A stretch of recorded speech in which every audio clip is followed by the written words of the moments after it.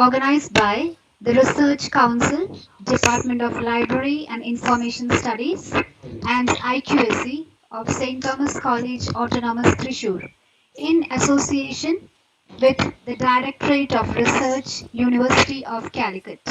Let's start with a silent prayer.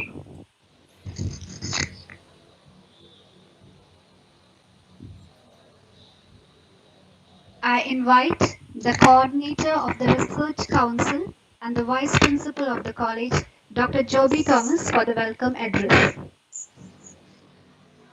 Good afternoon to all. Honorable Vice Chancellor of University of Calicut, Dr. M.K. Jairaj, Pro Vice Chancellor Dr. M. Nasser, Registrar of the University Dr. C.L. Joshi, St. Thomas College Autonomous Thrissur Executive Manager Reverend Father Varghese Kutur, Principal Dr. Joy Kale, Resource persons of the day Dr. Yehia A., Dr. A.T. Francis, Mr. Sanjo Jose, dear faculty members, researchers, and dear participants. St. Thomas College Autonomous Thrissur, situating in the middle part of Kerala state, was started in the year 1919, then affiliating to Madras University. This college is managed by the Archdiocese of Thrissur, and the patron is His Grace Mar Andrews Thal, Archbishop of Thrissur Archdiocese. The manager of the college is Mar Tony Nilangavil, the auxiliary bishop of the Catholic Archdiocese of Thrissur.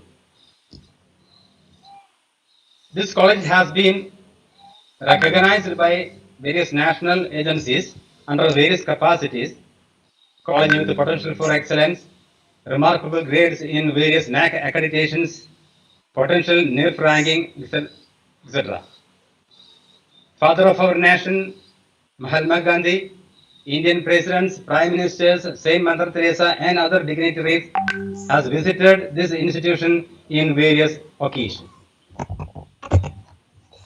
In this post-centenary era of the college, this institution is striving hard to achieve more quality research along with excellence in teaching learning process. University of Calicut has granted 9 recognized research centers in this college and 47 research guides. Currently, more than 150 research scholars are pursuing PhD programs in the campus. As all of you are aware, the UGC and then the universities have insisted a 2-credit course for all researchers on the topic research and publication ethics. In this context, St. Thomas College Thrissur, in association with the Directorate of Research, University of Calicut, is organizing the webinar, which will be followed by an online course on this topic.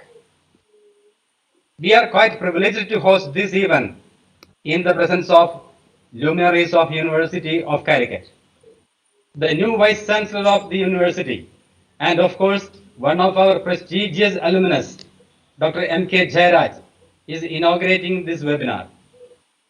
I remember his presence in our campus a few years back and motivating the researchers by delivering a lecture on strategies for quality research. On behalf of St. Thomas College Autonomous Fraternity and on all of the participants here, I cordially welcome Dr. M.K. Jairaj to this program. This program, both the webinar and the following online course, is platformed with the constant support and encouragement of Dr. M. Nasser, the Research Director of University of Calicut. And we are quite happy to know that he has assumed the chair of Pro Vice Chancellor of the University few days back. Dr. Nasser is delivering the keynote address today. On behalf of the entire organizing team, I welcome Dr. M. Nasser to this event. Dr. C.L. Joshi, Registrar of the University of Calicut, who is still a member of St. Thomas College Fraternity, launching today the online course on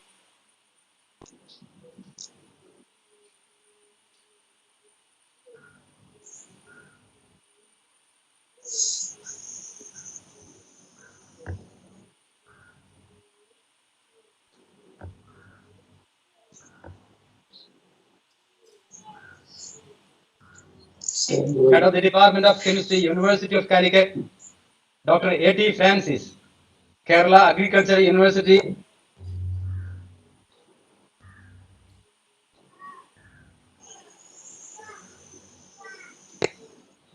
This program is hosted by the jointly organized by the Research Council, the Department of Library and Information Science, and Internal Quality Assurance Cells of St. Thomas College Autonomous Thrissur. I welcome all the members of the organizing team, especially Reverend Father Anil George Kongot, IQAC Coordinator, Dr. V.M. Chaco, the Joint Coordinator of Research Council, Dr. Joy Jose and Dr. Vijay M.J., the conveners of this event, and also Dr. Jones Nadwat, who is in charge of the technical support. There are more than 1,800 registrations to this.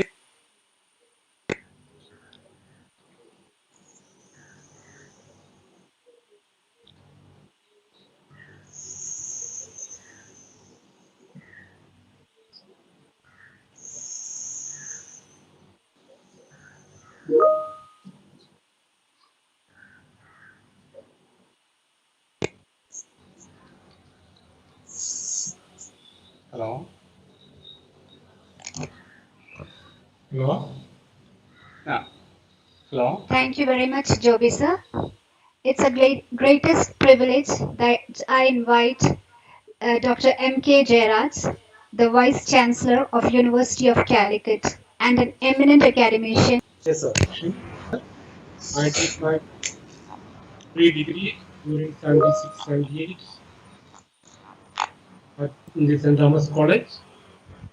And secondly, this webinar is jointly organized by the Directorate of Research, University of Calicut and Research College.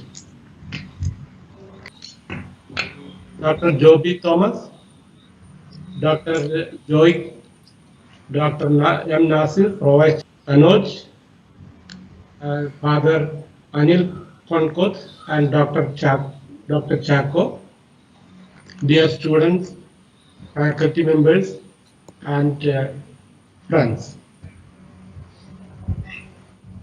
First of all, I congratulate St. Thomas College in initiating this webinar on research and publication ethics, which recently UGC has made a mandate for COVID-19.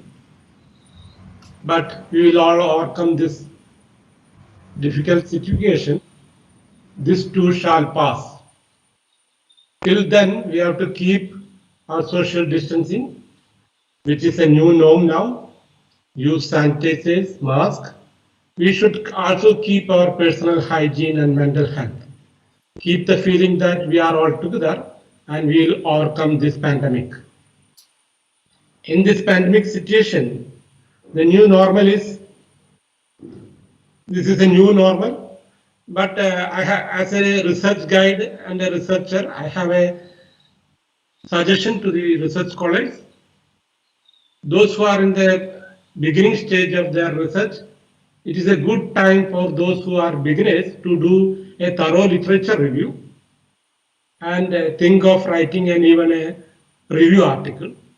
So during these 6 months, if you do this thorough literature review, you will be clear about your research problem, and that can also lead to a review article. And those who are in the mid of the research career, it is also good for them to take a stock what they have done, analyze their results, especially those who are in the experimental research. It's a good time to learn about the modeling, simulation, and to understand the mechanism or the basics of their research. So they can also effectively utilize the time. And those who are in the final stage, they can also write their thesis. So in the area of research, this time is not going to lose. You can use it effectively. Coming to the topic, that is the research and publication ethics. If you look the Indian Constitution, the Article 51 says that it's a duty of every citizens of India to develop scientific temper. What you mean by scientific temper? It's a way of life. which uses scientific method and include questioning, observing physical reality, testing, hypothesizing, analyzing and communicating. ഗവേഷണം എന്നതിൻ്റെ ഒരു basic ഇതാണ് നിരീക്ഷണം, ഗവേഷണം, കണ്ട കാര്യങ്ങളെ question ചെയ്യുക, അത് കഴിഞ്ഞിട്ട് മനനം, analysing, then you disseminate the knowledge to others. So that's what is scientific temper, which is the essence of research also. So basically what is research? The research, the word is derived from the French word to go about seeking. So any creative and systematic activity undertaken in order to increase the stock of knowledge or creating knowledge, we can consider as what is meant by research. Basically, it is seeking the truth. So when we say research, it's a seeking the truth. Next question is why we do research.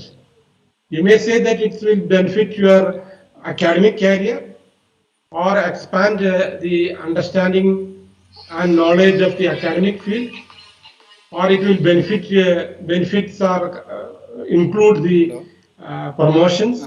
But basically, research is driven by curiosity. As Aristotle has mentioned, whenever there was a mankind, man started to think about the meaning of its own being. And then he started to think about the surrounding world. In Malayalam also there is a thing, Anandam Avananiyam Ajnadam Ibogolam Tiriyunna Margam.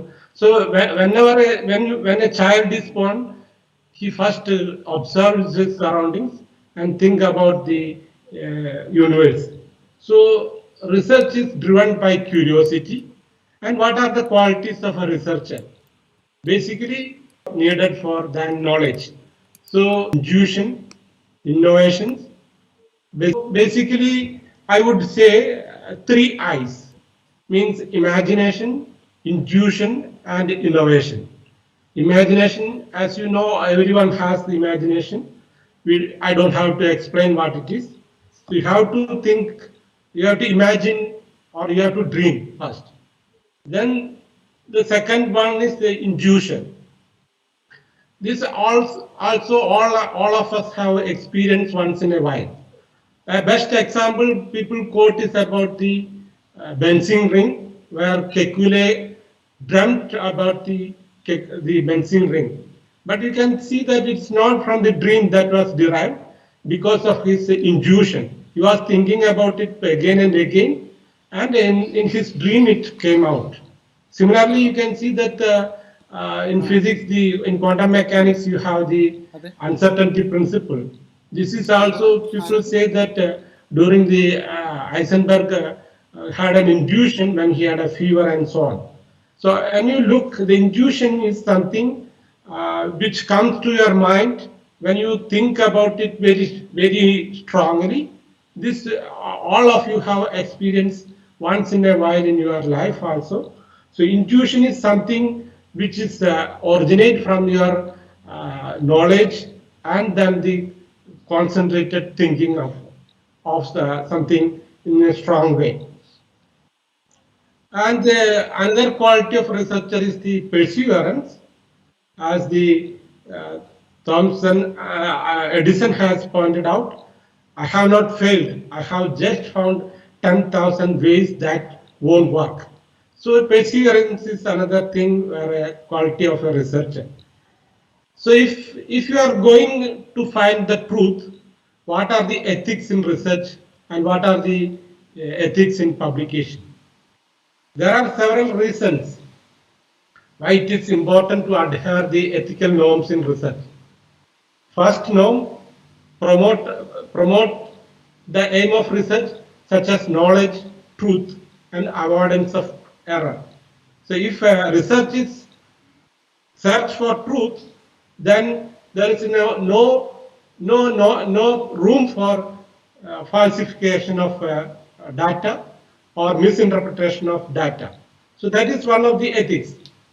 So we are searching for truth, so you should be very careful about the data. You should not misinterpret the data. Honesty, there is another important factor. You should not falsify or misinterpret data. Objectivity, strive to avoid the bias in experimental design. You should not predetermine about the result. You should be open. So objectivity is another thing. Respect intellectual property, confidentiality, responsible publication. Publish. You should not publish in order to advance research or scholarship. It should be for advancement of research and scholarship, not for the advancement of your career. So that you have to keep in your mind. The publication is for only for advancement of research and scholarship, not for the personal gain. When we talk about research ethics, it's also you should remember that responsible mentoring help to educate, mentor, and advise students, promote their welfare, and allow them to make their own decisions. So responsible mentoring is also very, very, very important. Carefulness. So avoid careless errors and negligence. This is also very important for a good researcher. Openness, that is share the data, results, ideas, this should be openly discussed. Otherwise there will not be any development and will not be any innovations. So you should be open. You should be open to share the data and other aspects. I think the experts will be discussing all these aspects during this seminar. And also you should remember that some of the points which I want to stress is those who are done experimental research or experimental practicals during their master's course. Most of them think about the results first, then try to adjust their values. That is not the way to you do the practicals. That ethics starts from that point onwards. You should carefully observe your experiment, the accepted values. You find the reason for that. That should be the way one should approach the practicals. When I say this, the science students, this is again more important. When you record something and when you submit the FAIR reports, most of them copy the previous year's records. You try to write something which is original to you. You may say that words which are copied is very fine. That's okay, but you can write better than that. What I am telling this as a vice chancellor, I received so many complaints for changing the date of examination and so on. But I see that all the students copy the same material again and again. No one is writing an individual letter. So this should be trained from their bachelor's degree onwards. They should write what they can and should not copy.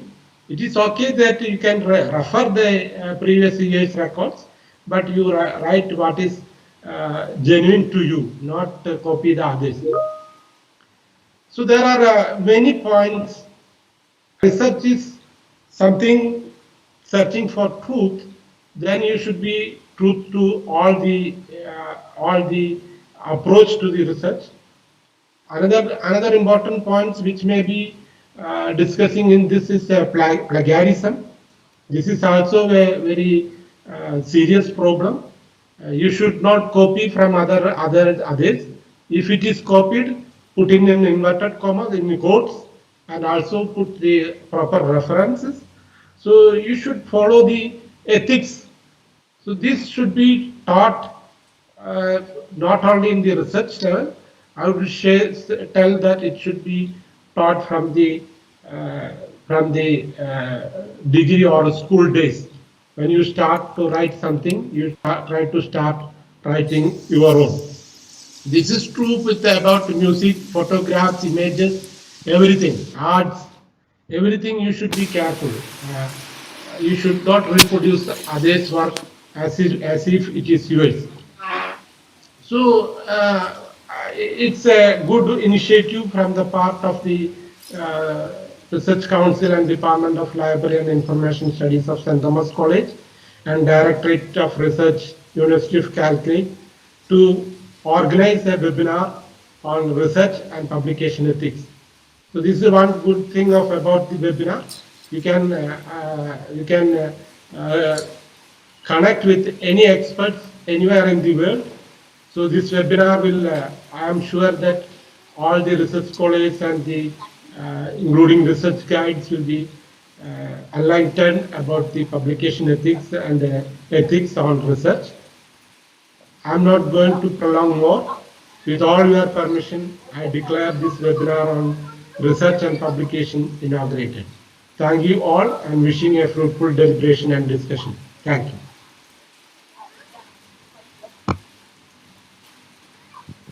Thank you very much, sir, for your very erudite talk. More than an inaugural address, I felt that it was a very great researcher exhorting the students and the scholars to be ethical researchers. Thank you very much, sir. I invite Reverend Father Varghese Kuttur, the Executive Manager of our college, for the benedictory address. Eminent dignitaries, the Vice Chancellor, Pro-Vice Chancellor, and Registrar of the University of Calicut, dearest resource persons, participants from all over and outside India who are attending this webinar, the principal, teaching faculties, and students of St. Thomas College, a very warm good afternoon. With great pride, I represent our manager, His Grace Marconi Neelangavi, in this webinar on research and publication ethics, a very relevant topic. It aligns very well with the motto of our institution, Veritas Vos Liberabit, which means the truth will set you free. The 5 ethical principles: honesty, objectivity, integrity, being careful, and open-mindedness to criticism and new ideas are essential not only in research but also in day-to-day life. Therefore, a genuine researcher who adheres to ethics automatically qualifies as a good person, and the world needs a lot of goodness now. In the present COVID-19 scenario, the importance of research and the dissemination of real knowledge generated from it has gained new significance. The application of academics to alleviate the miseries of humankind and life as a whole must become a major goal in all our aspirations. In this context, I appreciate and congratulate the organizers of this webinar and exhort all the participants to not only imbibe the theory and philosophy of ethics, but to practice them in research and daily life, and thus contribute to a better world. May God bless you all. Thank you. Thank you, Father, for your blessings. I invite Dr. Joy Kale, the principal of our college and the chairman of the Research Council, for the presidential address. Hello everyone, good afternoon. Honorable Vice Chancellor Dr. M.K. Jairaj, Pro Vice Chancellor Dr. M. Nasser sir, Dr. C.H. Joshi, the Registrar, Reverend Father Varghese Kuttur, Executive Manager, Resource Persons Dr. Yahya A., Dr. A.T. Francis, Mr. Sanjo Jose, Vice Principal and Research Council Coordinator Dr. Joby Thomas, Vice Principals, IQC Coordinators, Deans, Academicians, Faculty Members, Research Scholars, and dear students. It gives me immense pleasure while taking part in a function where the guest of the day form part of St. Thomas College. The Honorable Vice Chancellor, Dr. M.K. Jairaj Sir, is a former student of St. Thomas College. The respected Pro Vice Chancellor, Dr. M. Nasser, is the member of the RAC of our Department of Zoology and has been with us for more than 2 years and is closely related to the field of research, being the Director of Research, University of Calicut. And no introduction is needed in the case of Dr. C.L. Joshi, the Registrar of our university, our own colleagues. I am happy to be with you in this webinar where clear speculations are communicated so as to have a pure knowledge. In the dark valley where the deception and falsehood rules over, it is the duty of a man of letters to bear the torch of truthfulness. The fountainhead should not be poisoned, lest the water of the fountain should be pure. The men of knowledge are the torch bearers for the generation, leading everybody straight forward. And it cannot be accepted by a true society that the torch bearers lost the true way. In research, the researcher should exercise proper understanding and honest communication. These aspects have very well been emphasized by the former generation and the leaders of today. Even then, some forgetfulness or willful shortcomings hinder the proper advancement of the earnest and sincere thriving of for knowledge. Today, we have two resource persons, Dr. Yahya A., the head of the Department of Chemistry, University of Calicut, and Dr. A.T. Francis, librarian, Kerala Agricultural University. I hope the resource persons will lead us in having proper way adapted in our research activities. I congratulate Mr. Sanjo Jose, our librarian, for having taken a step forward in imparting the real essence of research to the research scholars. I wish the scholars a nice time, and this marks the beginning of our chain of online classes for the scholars. Let me wish you all the best in your academic and scholarly endeavors. Thank you. Thank you very much. Thank you, sir.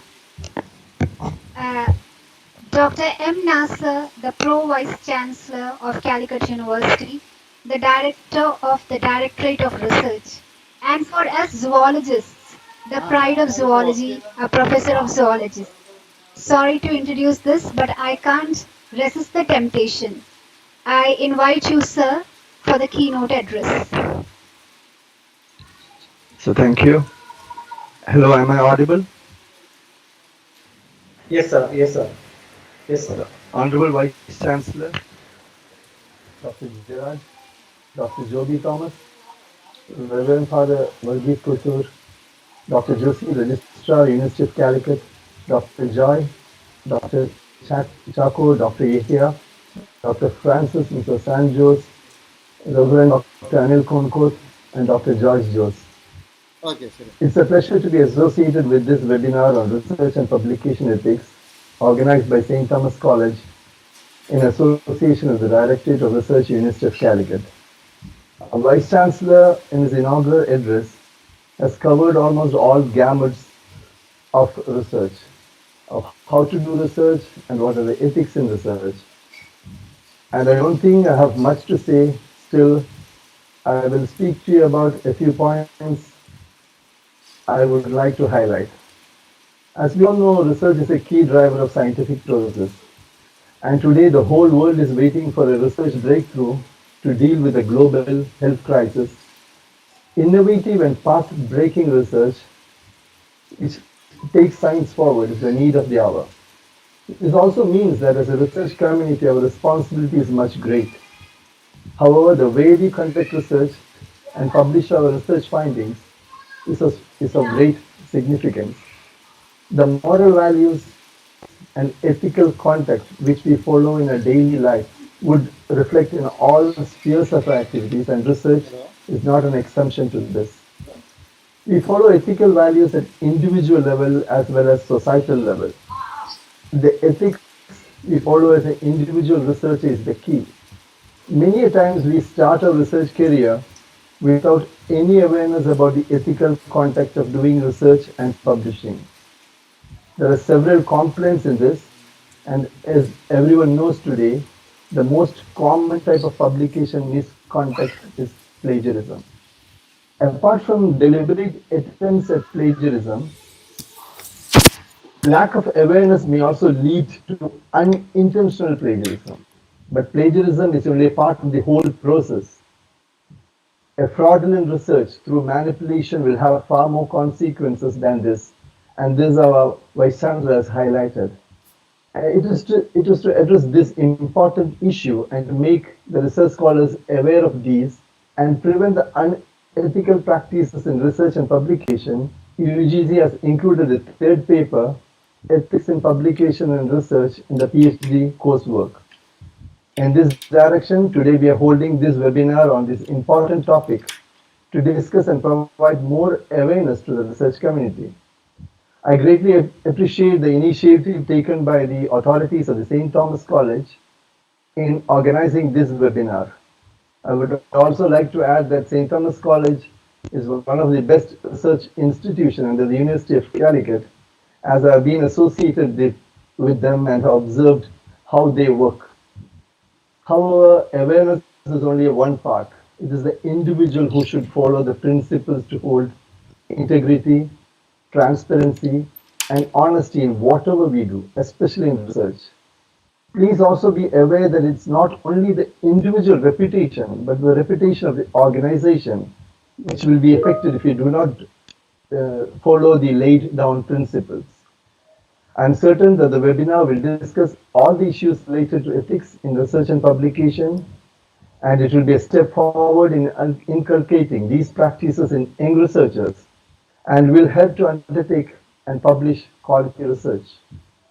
And I'm sure that under the leadership of our Vice Chancellor, who is an eminent researcher himself, we shall strive hard to achieve the highest quality in research and publications. So I'm not speaking much more about this because Dr. Yehe and Dr. Francis will be dealing in more detail with all these things. So I wish the program all success. Thank you. Thank you very much. Thank you very much, sir, for your kind words and also for your cooperation and association with us. We are really privileged and proud. I invite Dr. Joshi CL, the Registrar of the University of Calicut, to launch the online course on research and publication ethics. Joshi, sir. Namo Priyake, our poet and person, St. Thomas College of Joy K. Kutu, Dr. Joe, the third person, Priya, Project, Statue, colleagues, and all of the students. One time, we a part of enough because I don't want to get back to my own college to visit my colleagues and friends. And it is highly privileged for me because my college as well as my university marking the register of my university joined doing a webinar series, especially on a topic which is very highly relevant in which is very highly useful for the college and to give directive to have a mandatory hold look at this representation ethics. And so that for the last 10 to 15 years made a larger part of the number of students another of the research council committees made a large push, almost 10 to 20 times the number of students would have increased, not only in St. Thomas College, throughout in Calicut University. So there should be some problem, of course, will come from this community and for the Mistira, which have already by both the speakers, like the Vice Chancellor and the Vice Chancellor. I'm not going much into that topic. And I because it's highly relevant for the last 10 years, because the number of students as well as research publications had made a large fold, especially as a part of this Calicut University. And now we know that after 5 years we have introduced this plagiarism very highly as a part of our research publication research or thesis. So this is of this the huge manifold in this the field of research occurs. That is why we are introducing such a university that throughout the world such a stringent vision in the field of publication as well as the university. So here I think for the last 12 years, the Calicut University almost 10 or 20 times. Therefore, students need such a type of courses, and the St. Thomas College have taken an initiative also. And I am very happy to have prominent researchers of the university leaders. Uh, they both having quality publications than a lot of other students. They have, and we can see that this will definitely make the face of Calicut University. And I'm sure that this will enter the research college. I just speakers and they are going to tell like that is of quality.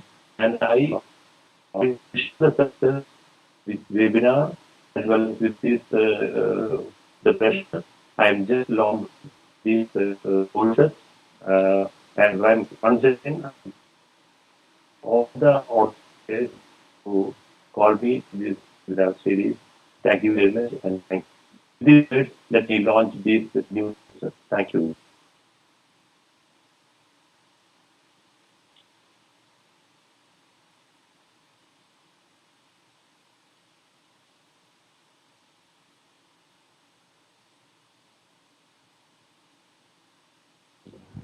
Thank you, Joshi sir.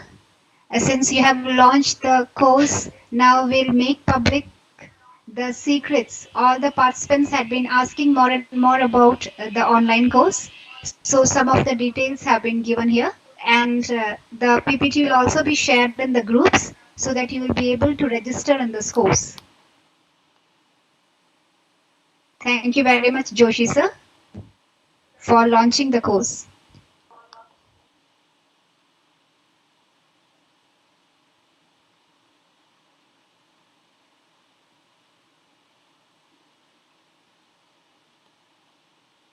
We'll now go into the technical session. I invite Dr. Yahya AI, the professor and HOD of the chemistry department of the University of Calicut, to give us a session on philosophy and ethics of research.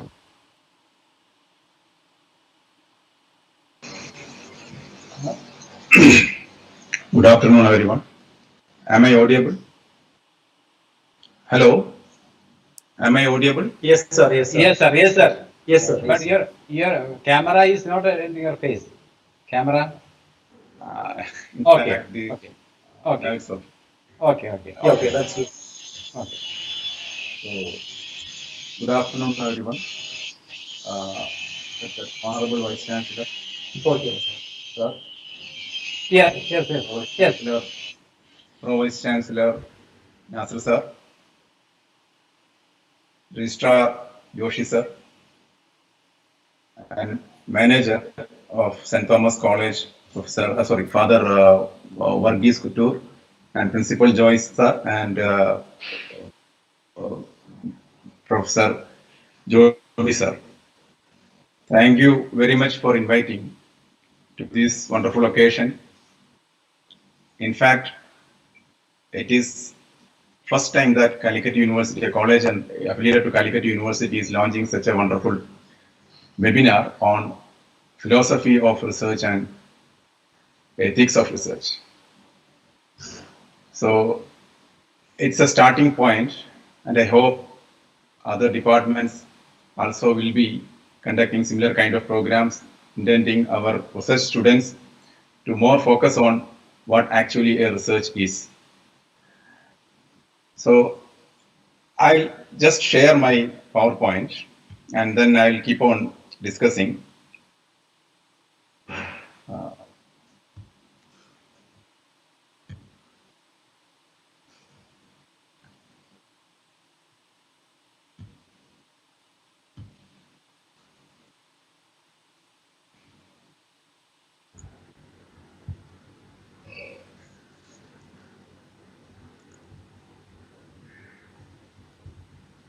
I'm able to share. Yes, it's sharing. It's sharing. Sharing now? Yes. Okay. Sharing. 1 minute. Is it okay now? Can you make it full screen, sir? Yeah. Is it clear? Yes. Okay. Yes, it's done. Okay. Let me start my discussion with a very basic question for the PhD students. Why PhD is called Doctor of Philosophy? How many of you have think about this? Why it is called Doctor of Philosophy? Why it is not called like Doctor of Science? So this is a question to you, and I hope after this session and after the course you will be able to answer this question. So this term philosophy, the word philosophy comes from a Greek word, philia and sophia, love for wisdom. So this is known as philosophy, love for wisdom. So it's all about love for acquiring knowledge, thirst for questioning, love for adding new knowledge. All these are referred to as philosophy. So historically speaking, some name used to come to our mind. Ancient philosophers like Socrates, then his disciple Plato, and then his disciple Aristotle. These are the common terms that comes to our mind. In fact, the term philosopher, the philosopher comes even before Socrates. In fact, it is said to have coined by Pythagoras. So this Pythagoras was pre-Socratic. He lived in pre-Socratic period. Anyway, their major aim was to find suitable solution to the natural phenomena. They look into the nature and they try to observe the universe and they try to explain proper reasons why such kind of observations are. So that's why philosophy always encourages us to ask questions. So after the ancient philosophers, the span used to it is referred to as spanning from BC 5th BC to 6th AD. This is referred to as ancient philosophical era, and that itself is divided into pre-Socratic period and then Socratic period and post-Socratic period. Then comes the medieval philosophers.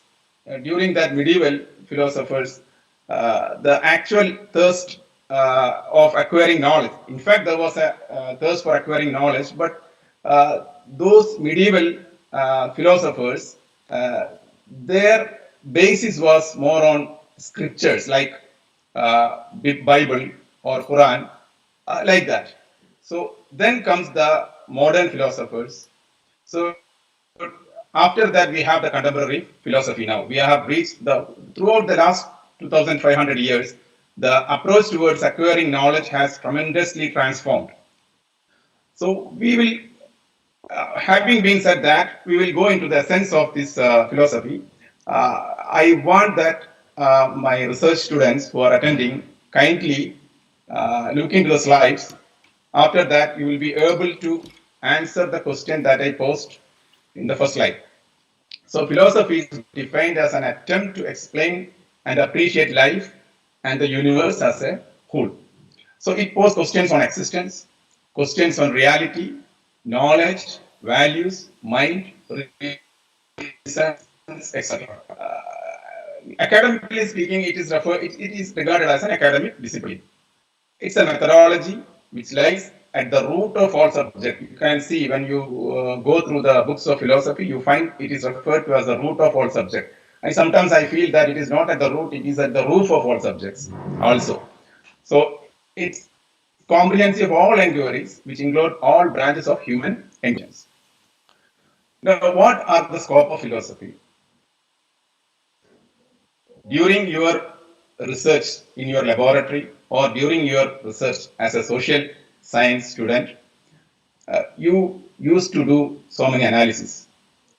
So, scope of philosophy lies in the analysis, the meaning of the analysis of the meaning of the concepts, and then identify the logical connections. See, when you do some kind of experiment, you observe something, and then you look for why that observation is so. If you don't know the answer, you start searching some literature. But even if you don't find any answer in your literature search, then you have to use your logical mind. In fact, ethics is an integral part of research philosophy. Our Vice Chancellor has mentioned in detail about the ethics part. In fact, don't try to copy anything directly. You rely on your observation and try to find a meaningful reason for that observation using logics. Then you have certain arguments to explain the observation. Then you evaluate your arguments. And if there is a false argument, then you can expose those false arguments. So this is the scope of philosophy.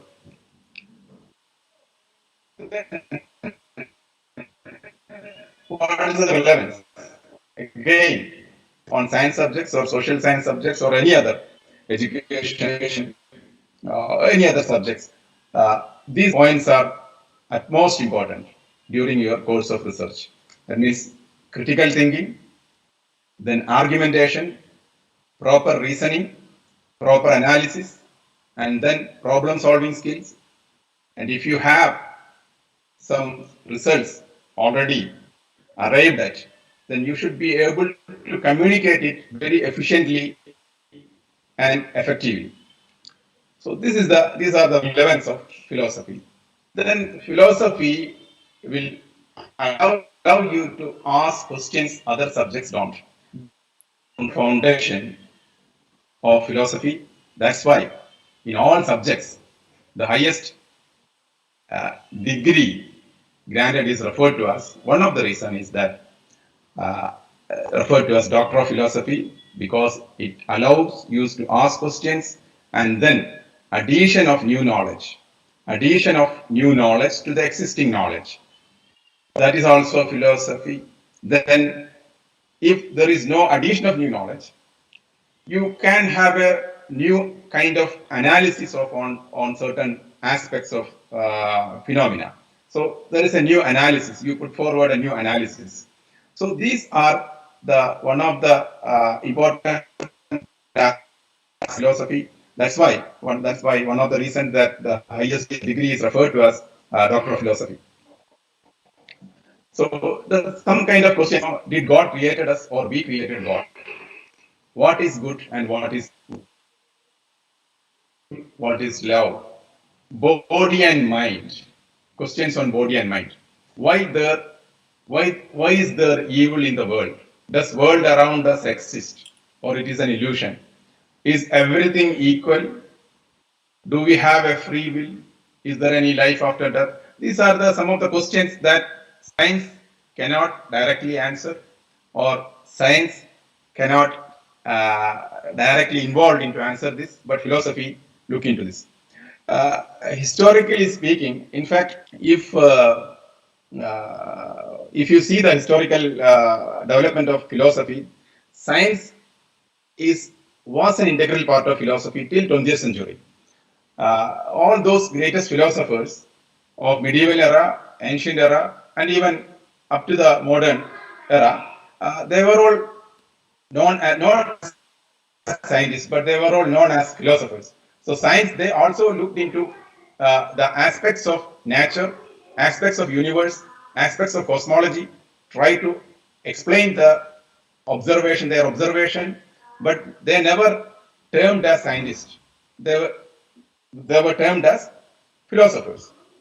But now, after 20th century, you can find the demarcation. That means science is considered as it is separated from philosophy. But I think that during the course of this particular course will be moving forward for another couple of weeks. So those who are dealing with this area, he may be elaborating into that aspects more. Have you ever posed a question by looking to the mirror, standing in front of a mirror? Have you ever posed a question, who am I? Why am I here? What should I do with my life? Ancient philosophers used to ask, and that's why Socrates mentioned that the unexamined life is not worth living. The greatest quote of Socrates. Anyway, to conclude, philosophy allows you to justify your opinion, spot bad arguments, and to explain to. There are different kind of classification. I just mentioned mainly four here. Logic is one of the branch, then metaphysics, then epistemology, ethics, then you have philosophy of religion, and then aesthetics, beauty and other thing. I'll just mention the four major things, then we will move further. So logic is the study of correct process of thinking. So it allows you how to think. It teaches you how to think. It deals with principles of valid reasoning. So logic is related to reasoning, valid reasoning. So it's a study of the rules of correct reasoning. And it put forward systemic principles for thinking rationally. Then when you do some experiment and you have observation, then you have to infer something, reach at a conclusion. So it allows you to inference are made by construction of argument. How to arrive at inference? This is through logic. Then rules for which argument is valid and which argument is not valid. This is also you can arrive at through logic. Then the other aspect is epistemology. This epistemology is something like related to knowledge. So it is taken from the Greek word episteme, which means to know. It is a study of knowledge, or how to tell when we really know something. So you have, on one side, you have reality, truth, then you have your belief. So this knowledge is a connecting link between truth and belief. So this is epistemology. Again, this is a very old concept. The epistemology concept started from Aristotle. It's not from Socrates, or it's not from Plato, but it started from after Aristotle. It poses questions like, what is knowledge? How is knowledge acquired? How do we know what we know? How knowledge relates to truth, belief, and justification. And also, this will allow you to know the limitations of knowledge. Then it is linked. What is the difference between knowledge and wisdom? So during your course of PhD program, you should be able to distinguish what is knowledge and what is wisdom. See, an example. Simply speaking, we know that tomato is a fruit. Tomato is a fruit. It's a knowledge. But not putting tomato in a fruit salad is referred to as wisdom. So, not putting tomato in a fruit salad is the wisdom. That means application of knowledge is wisdom. How well you can apply your knowledge to the development of the community, development of the world, development of academic community. These are wisdom. So if you put tomato into the fruit salad, then you will end up in a mess. So kindly try to understand the difference between knowledge and wisdom. And the second is metaphysics.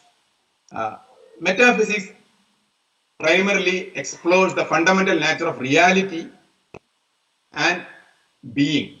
So what is real? What is unreal? So is there anything like reality? So literally, meta means after, beyond, or beyond the physical world, beyond the material world. But at the same time, that also addresses the material world. It is the study of the ultimate reality or how things really are. It discusses the questions regarding ultimate reality or how things really are. It encompasses everything that exists, nature of existence itself, that also nature of existence itself. And that pose questions on existence, on objects, on properties, on space and time, cause and effect, mind, body problems. Now we try to understand the philosophy of science. As I mentioned earlier, the science was an integral part of philosophy up to 20th century. And then 20th century afterwards, science is regarded as a separate thing. We know that science, you have in scientific method, we have some kind of observation. If you have an observation, you try to explain. Then if you try to explain, first you may make some predictions or you make some hypothesis. Then you want to do some experiment, you do the experiment. And after that hypothesis and your observations and your experiments, you arrive at some conclusion. Based on that conclusion, you may make some kind of theory. So this is the scientific method. It's concerned with assumptions, foundations, methods, and implications of it. It's a kind of empirical verification. What is meant by empirical? Empirical means something which can be tested, experimentally which can be tested. So this is empirical. Science is more of empirical, and inductive logic use and objectivity is more on science. So what is the nature of the world? How do we study nature? What methods are useful in the study of nature? Can science establish natural laws? So these are some of the questions that science generally poses. See, if you look into the old philosophy, it is more difficult to concept to define. It's broadly defined. This is broadly defined. It's an activity. Again, it's an activity that uses reasons to explore the phenomena. But we in science, we explore the phenomena through experimentation. In present era, we explore the phenomena through experimentation. So we'll move to the. And these are the things, philosophy of religion and aesthetics means philosophy. It's a kind of something related to beauty and sublimity. This is not directly linked to our topic now.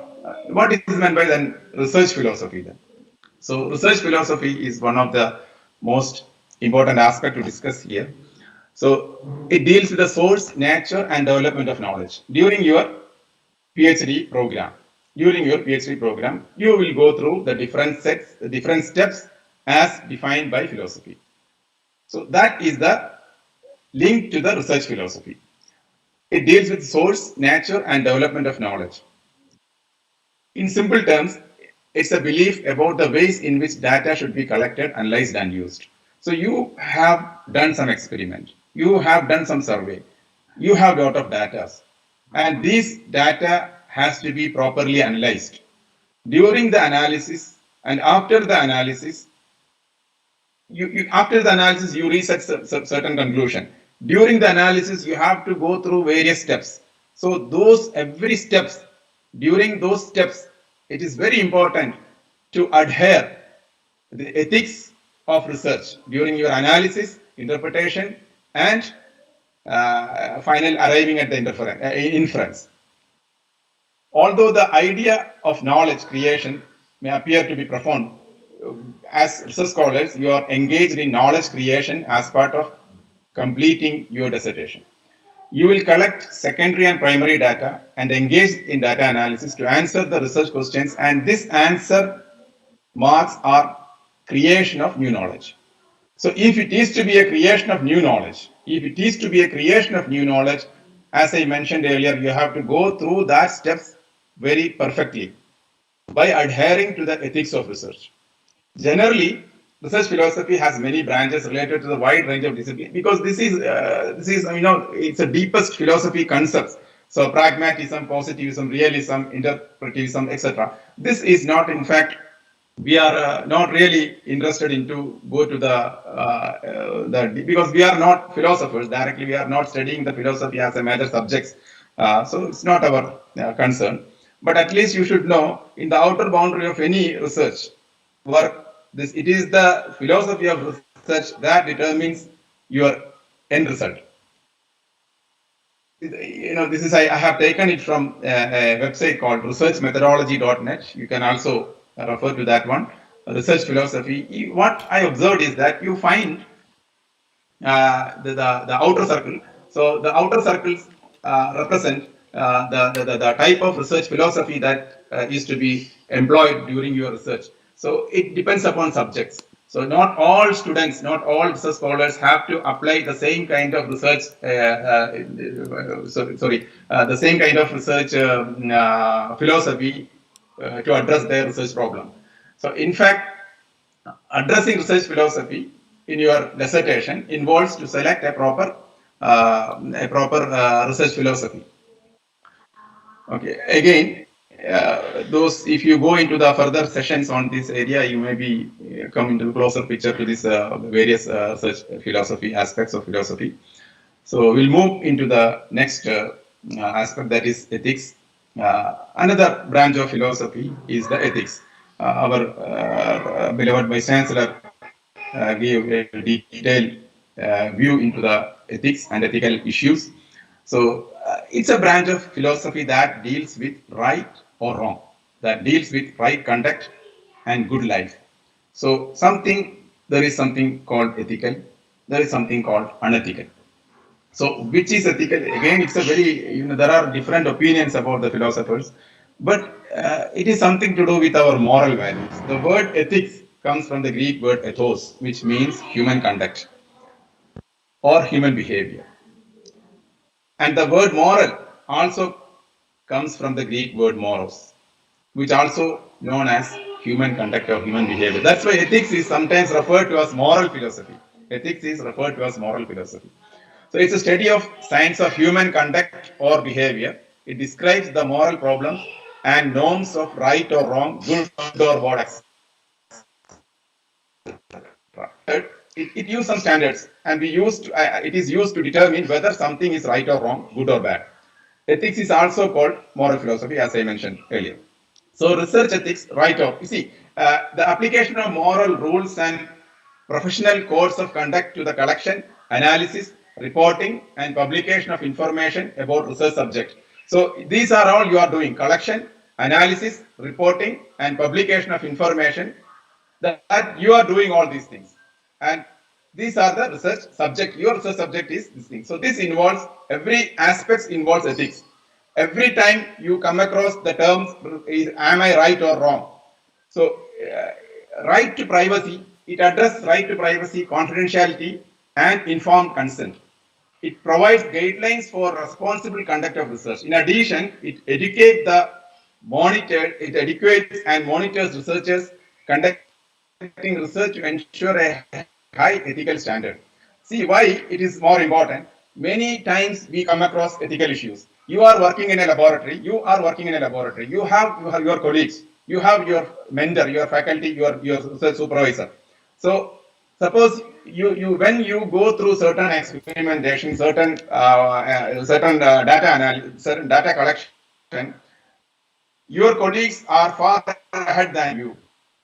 You are slightly lagging behind. We are all human beings. Psychologically, all these things will affect us. So, uh, having an understanding on ethics will uh, help you to cross all these borders. So, why it is important then? It promotes the aim of research, such as expanding knowledge. Then they support the value required to collaborate work. See, if you collaborate with another college or with another university, or even in your college, you are collaborating with another department. So you have to get some help from your colleagues in the other department. So you did your research with the help of them. You collect the data, you write the paper, and it is highly unethical if you don't put their name in their paper. So why do you worry to put the name of a person in your research work who have already helped you to arrive certain result that help you to write your dissertation? So many times I find that even though, although it's not putting their names. Even some people, they refuse to acknowledge the help rendered from other members. So please remember, any help rendered to you during your research work is to be properly acknowledged. Please If you hold go your to camera properly. You are not visible. Your visibility. Yes, okay, yes. That's okay, right. Yeah. yeah, Thank you, sir. in fact, this particular computer which I'm using, the camera is at the bottom, not at the, so that's the reason. Okay, okay, okay. Okay. Thank you. So, yeah. So now it's okay. Now it's okay. Yes, yes. Now it's Okay. fine. Okay. Thank you. So, uh, okay. Then, as our vice chancellor mentioned, some of the aspects, ethical principle, basic ethical principle. There are in different writings you find different principles. There are 5 principles, there are 6 principles, there are 7 principles. But at least these are all related to the basic ethical principle: honesty and fairness. Honestly report data. Everything has to be elaborated in this aspect. When you talk about the research ethics, honestly report the data and honestly report the result, methods and procedures and publication status. Do not fabricate, falsify or misinterpret your data. Do not falsify. Please remember. So for an example, you see, I have come across with many. I have sort of experience. My own experience with some other colleagues. That suppose in chemistry, I have seen some people who who do some experiment on ortho substituted aromatic compound, and they want to do meta substitute aromatic compound, and then para substitute aromatic compound. I have seen some people, they do with ortho substituted compound, and if they might have done with meta and para, but they did not get. But during your research, there is nothing like positive result. There is nothing like positive result. Don't think that result didn't come positive. Don't think that. Even if you assume that your result is negative, that negative result is your result. Try to interpret that result. Try to interpret that it is a negative result. If you assume, so you are assuming that I should get like this, but you didn't get. Then your aim is to inquire why I didn't get this like this. Then you try to explain proper explanation for your observation why I didn't get it. Unnecessarily, please don't fabricate data. Please don't falsify your result. If you do, then your interpretation is not the interpretation, it's a misinterpretation. Then you have objectivity. Strive to avoid bias in experimental design, data analysis, data interpretation, peer review, personal decisions, grant writing. Don't falsify things. Don't falsify things. And in all aspects of research, it should your objective should be very clear. Before going to do some experiment, you should have an objective to design an experiment. So you have to write in your book, what is the objective of this particular experiment? What is your objective? What is the originality of your research? What is the originality? You write it down. Then you do. Then you analyze your result. Come back to your objective. Then integrity. Keep your promise and arguments. This is very important. Keep your promise and arguments. Don't deviate from your promise and arguments with others. Act with sincerity. Strive for consistency of thought and action. Then carefulness. I just go fastly because the time is coming up. Then openness. Share data, results, ideas, tools, resources. Be open to criticism and new ideas. This is, why you have some group discussion or you have research advisory committee meeting during which, if you are getting criticized, don't take it as a criticism. It is not a criticism. The RIC members, your group, your colleagues, they want to improve your result. If they keep quiet, you will end up with falsifying some results. So, if a third person is looking at your result, he may be able to identify some fault that you or your supervisor missed to observe. So, continuously, you have to do some kind of group meetings. In your research group, you have to do group meeting at least once in a week. You have to do group meeting, if not at least once in 2 weeks. Then don't afraid of sharing data, because you have to work as brothers under one supervisor. Don't be jealous of your colleague. Be open to share the and discuss. So mutual discussion will end up with some intellectual property. This is again very important, because sometimes we are doing some we are patenting something. Maybe you are owner of the patent, may be someone, and you are the inventor. So inventor is one, owner is something different, and maybe more than one inventors will be there. So it is very important to respect the intellectual property of others. Then confidentiality within the group. Sometimes things will be those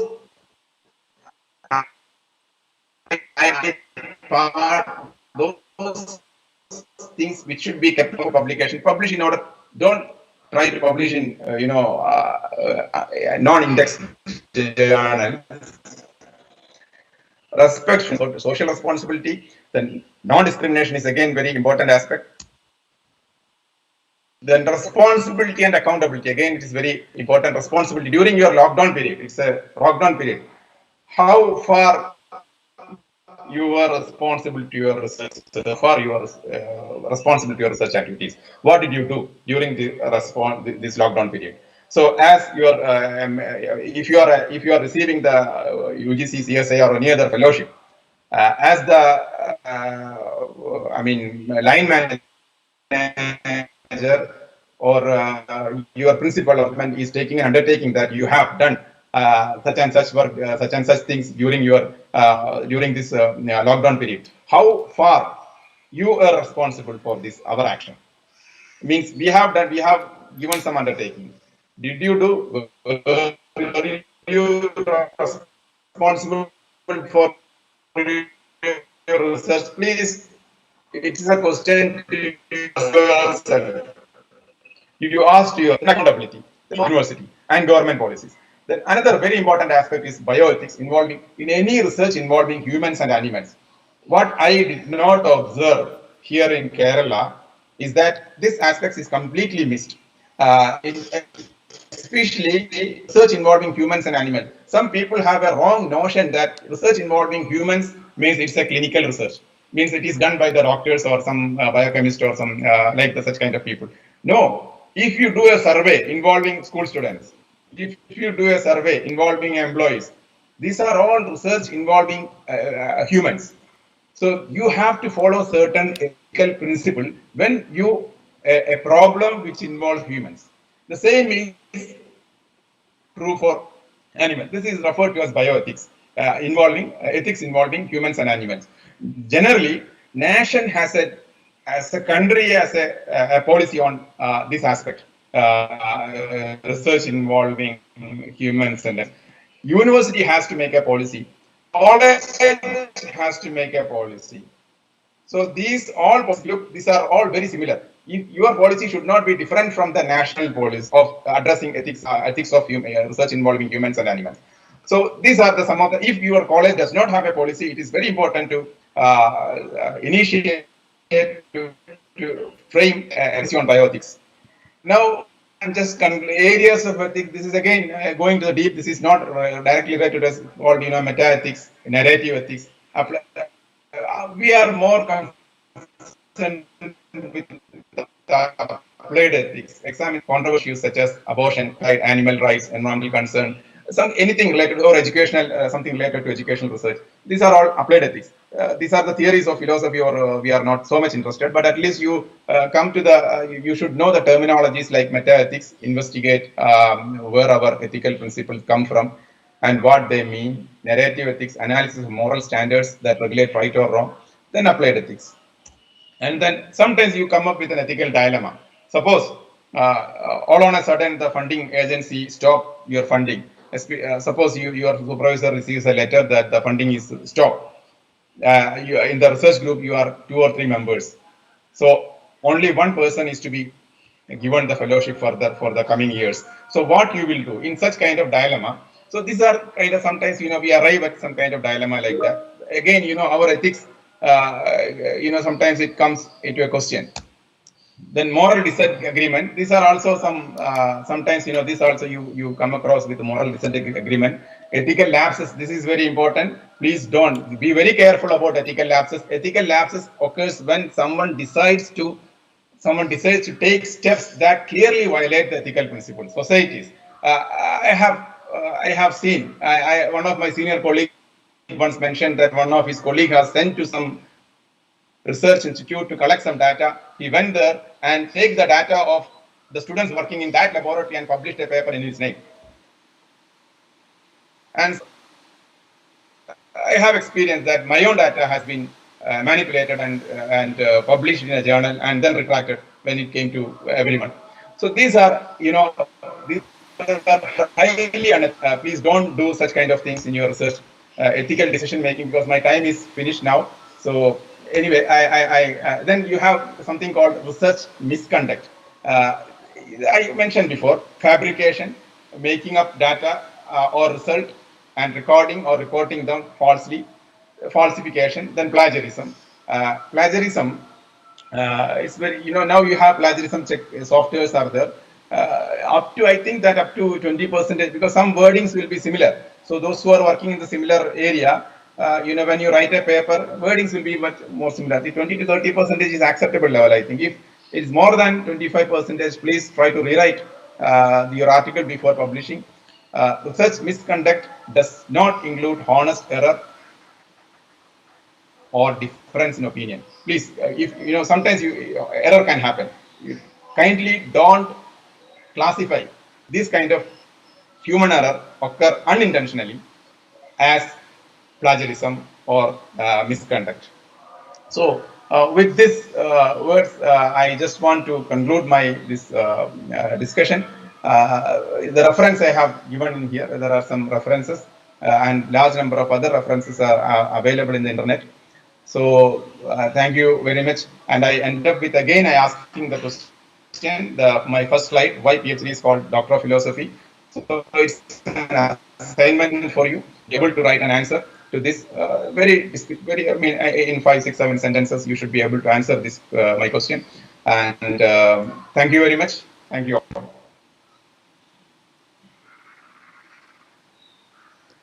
Thank you very much, sir, for your very erudite talk. I'm sure that all the scholars and the researchers listening would have been exhorted to be more stringent in their research and ethical practices. Thank you very much, sir. I now invite Dr. Francis A.T., the University Librarian of Kerala Agricultural University and a research guide in his own right, to deliver the second talk of the technical session, Anti-Plagiarism, Software for Research Integrity. Good afternoon, everybody. I hope I am audible. Yes. Yes. Okay. The topic is anti-plagiarism software for research integrity.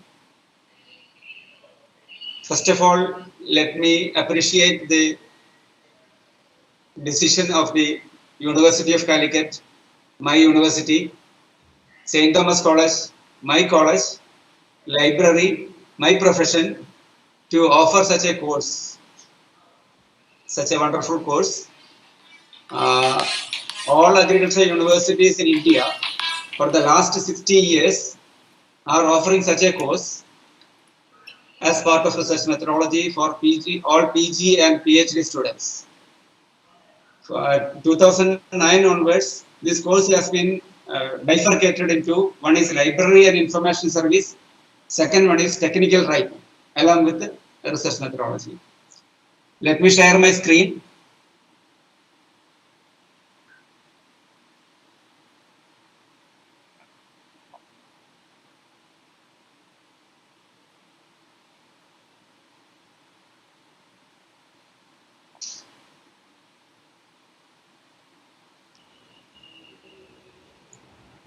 Make it full screen, sir. Please. Okay. Okay, it's done. This is a topic. It is very difficult to finish all the points. So I, first of all, before starting, you please note down my email ID and telephone number. For any of your doubts, you can contact me at any time. This is the topic: anti-plagiarism software for research integrity. Research was already described several persons. It's a creative and systematic work done to increase the stock of knowledge.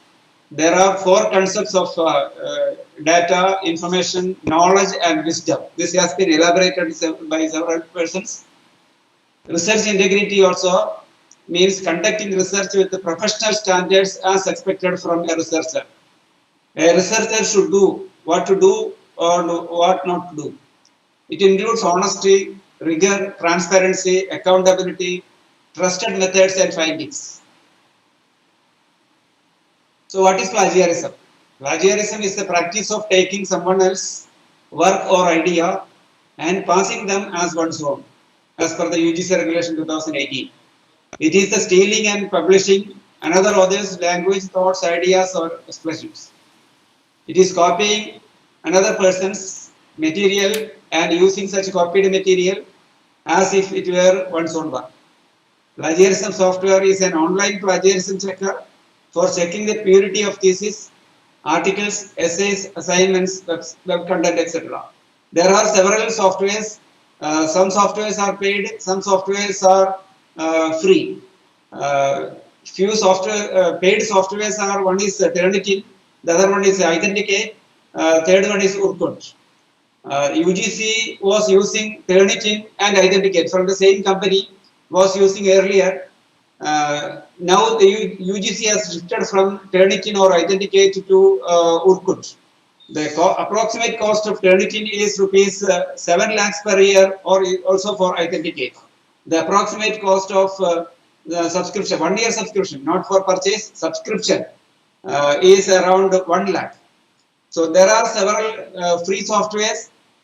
There are some merits and demerits also. Plagiarism is making use of another person's work, words, or ideas without proper acknowledgement. Acknowledging or giving reference is an important aspect. Leading your audience to believe that another person's work is of your own. Includes ideas, interpretations, opinions, paragraphs, sentences, books, thesis, etc. It's a common problem, or sometimes misunderstood, that is often the result of lack of knowledge and skills. Why plagiarism is an important question. The reason for we are landing into plagiarism, there are several reasons. The lack of academic honesty, the first and foremost reason. Lack of academic excellence is another reason. Less proficiency in research methodology is another reason. Proficiency in the review of literature. As Honorable Vice Chancellor has rightly pointed out, that review of literature is very much important. Before starting a research, we should do the research where what is the entire stock of knowledge available in the world over. Then, based on that, taking of stock of review of literature, we should coin our research project, our research ideas. Less proficiency in statistical tools and data analysis, less proficiency in language. Language is very important. Suppose we are doing research in Malayalam. Malayalam language proficiency is very much important. We are doing in science and some other subjects. We should have thorough knowledge on English. Less proficiency in academic writing. Creative writing and academic writing is entirely different. Creative writing, in the case of creative writing, anything can be done, anything can be written. But in the case of academic writing, there are some set rules and procedures. So that academic writing practices, we should know some. We have knowledge. Lack of knowledge in writing practices and standards. These are some of the reasons. So, who is responsible for this such a situation? Many are complaining that India is a major country providing some less quality books and journals. So, the first duty of a university is to teach wisdom, not to trade, character, not technicality. Winston Churchill has clearly mentioned that the university should be able to teach wisdom instead of trade, character, or technicalities. And Joseph Ruskin has also told that education must be moral primarily, intellectual secondary. The whole system is responsible for the less quality of research, less quality in research publications, and the plagiarism aspect. You see press cuttings published in 2017. After 10 years of education in Kerala, many students even don't know how to write and read Malayalam. So after in Kerala, after learning 10 years, LKG to 8th standard, many students are not able to read even Malayalam. So in such a students, after completing their +2, then degree, PG, how they can be best researchers? Then government schools in India lacking power, playground and library. So over 40% of government schools don't have power, playground like that. So how effective our actions to ensure academic quality? Target on 100% result, compromising quality and excellence. Unlawful actions of school or college or administration to ensure 100% result and full effort. Unlawful actions, not lawful actions. Unlawful actions of posting scribes and exams. These are some of examples we are facing. 2 years back, Kozhikode government school teachers faced allegations of correcting answer scripts of students to get full pass and full A+. Teachers or research guides are in dilemma in insisting quality in their students. As a research guide, I also face such a situation, and class attendance is not insisted. Now, this is a webinar itself. Somebody has an introductory remark. 1,800 students. Participants has registered. So how effectively are participating out of this 1,800? So you see this picture will show that in Bihar, examination is going on inside and answer tips are providing from outside to inside. And this in again Bihar, rank holders has been retested. Then 2 rank holders have failed, not in the case of ranks, failed even. So, Kerala University blank mark list seized from the house of 1,000 kg gold smuggler 2018. Again, moderation in PhD entrance 2020, Arogya Sarvakalashalil PhD Pravesha Parishikku moderation. If we are giving moderation in all aspects from LKG to PhD, then how we can ensure quality? So examples of plagiarism: submitting a research paper prepared with unacknowledged assistance of another individuals, copying from internet sources through cut and paste, making simple grammatical or word order changes to borrowed material and representing it as one's own work. These are the examples. Even Supreme Court was faced with such a situation, cut and paste situation. Supreme Court has remarked it is happening in court also. You see, promotion based on low quality publications, 93 to 98% plagiarism in sciences are plagiarized. I don't believe this report as such, but there are some aspects of less quality publications. Examples of plagiarism, you see, we have seen that usually has been changed as often and changed as generally and changes normally. Though we have changed only one word from one sentence, it will not save you or in writing and thesis or books or journals.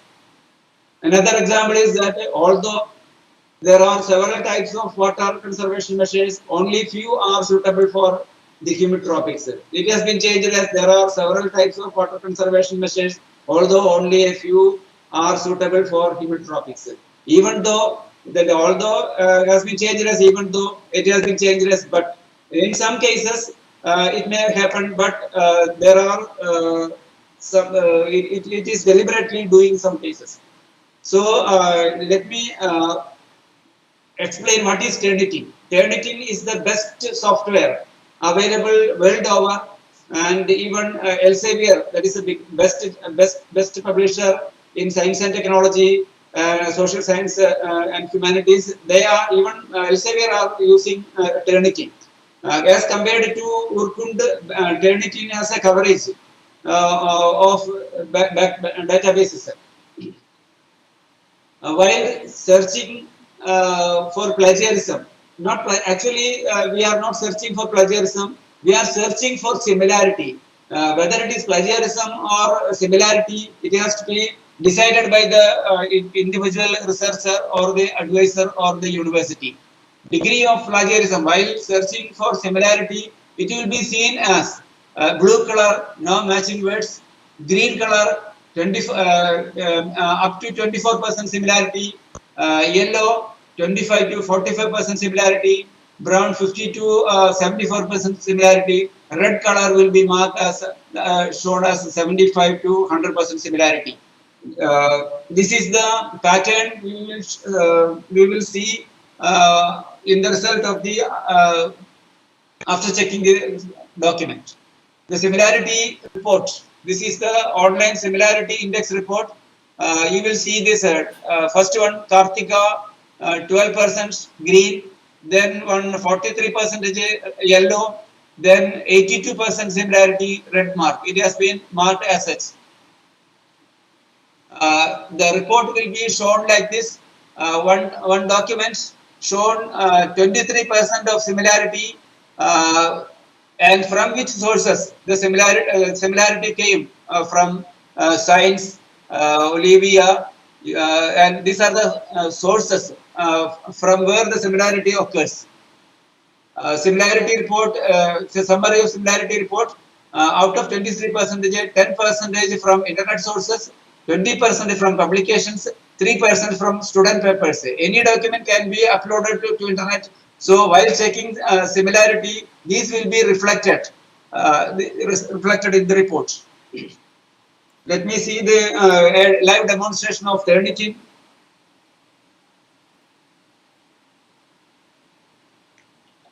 You see the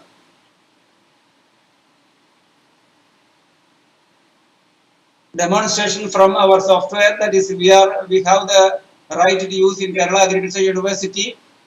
You see 14%, 13%, then came only green and yellow. The next page.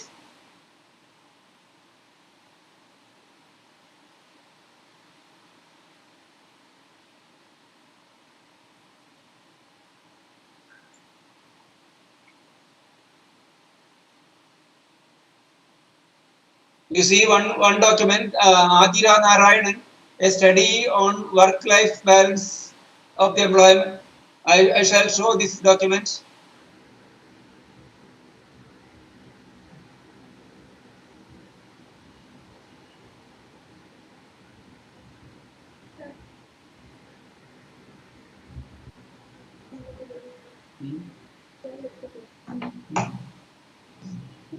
Sir, please share your screen. Okay. Stop sharing the PPT. You may share your screen, and you choose. Okay.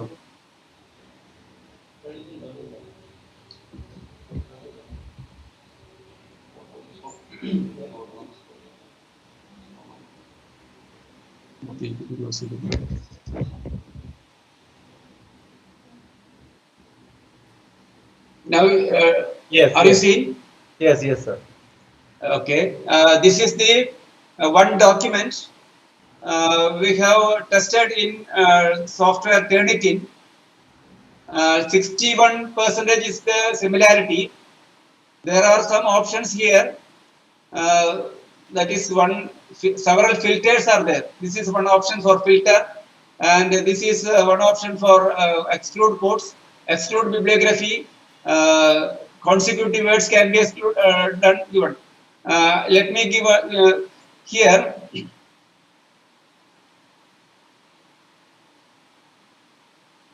I am giving a filter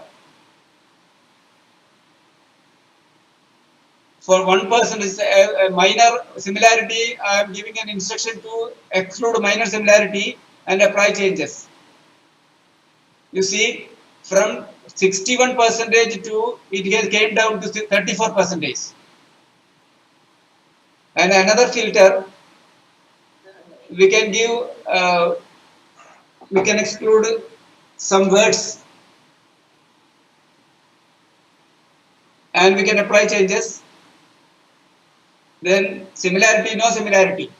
So testing a with a document with a software is a very simple. It will guide you whether the similarity, where the similarity came like that. So and another option is that instead of 100 words, we can give 20 words.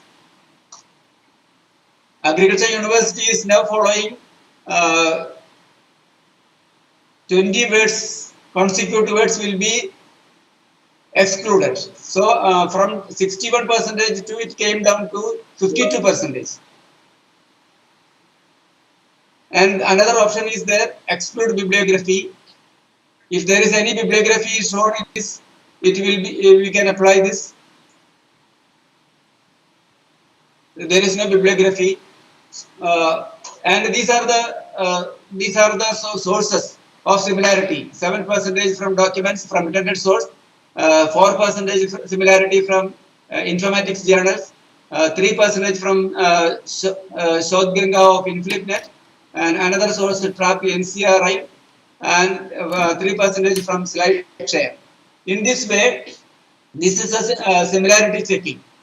The documents are shown like this,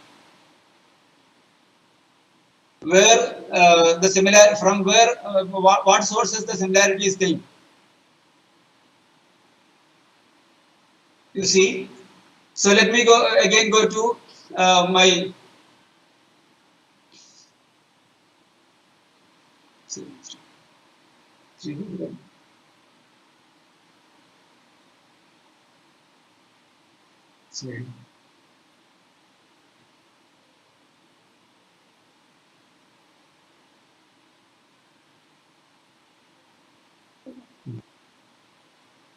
okay.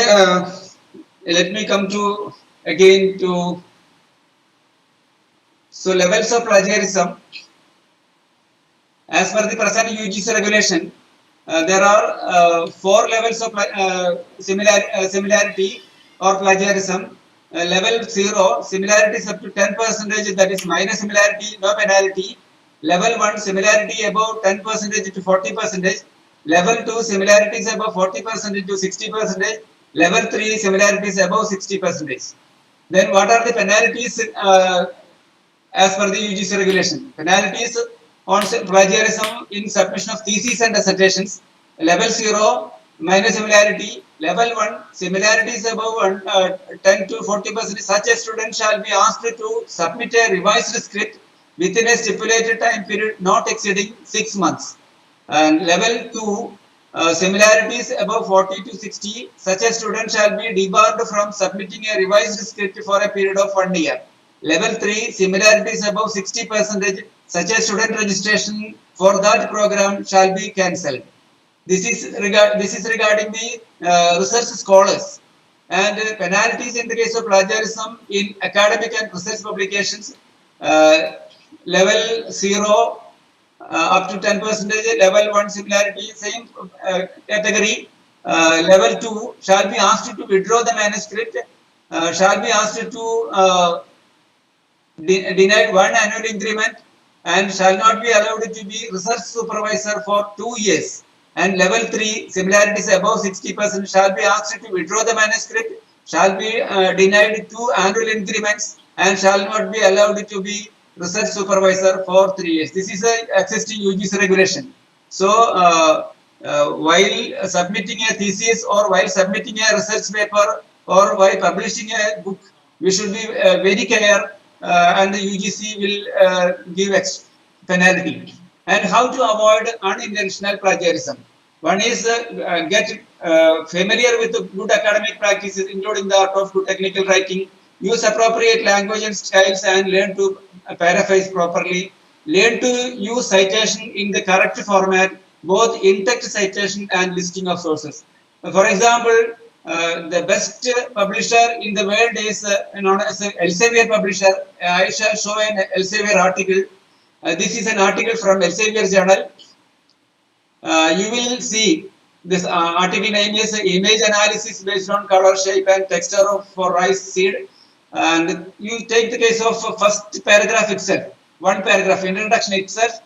Three references has been given. 3 references has been given in this first paragraph. In the right side, also 4 references has been given.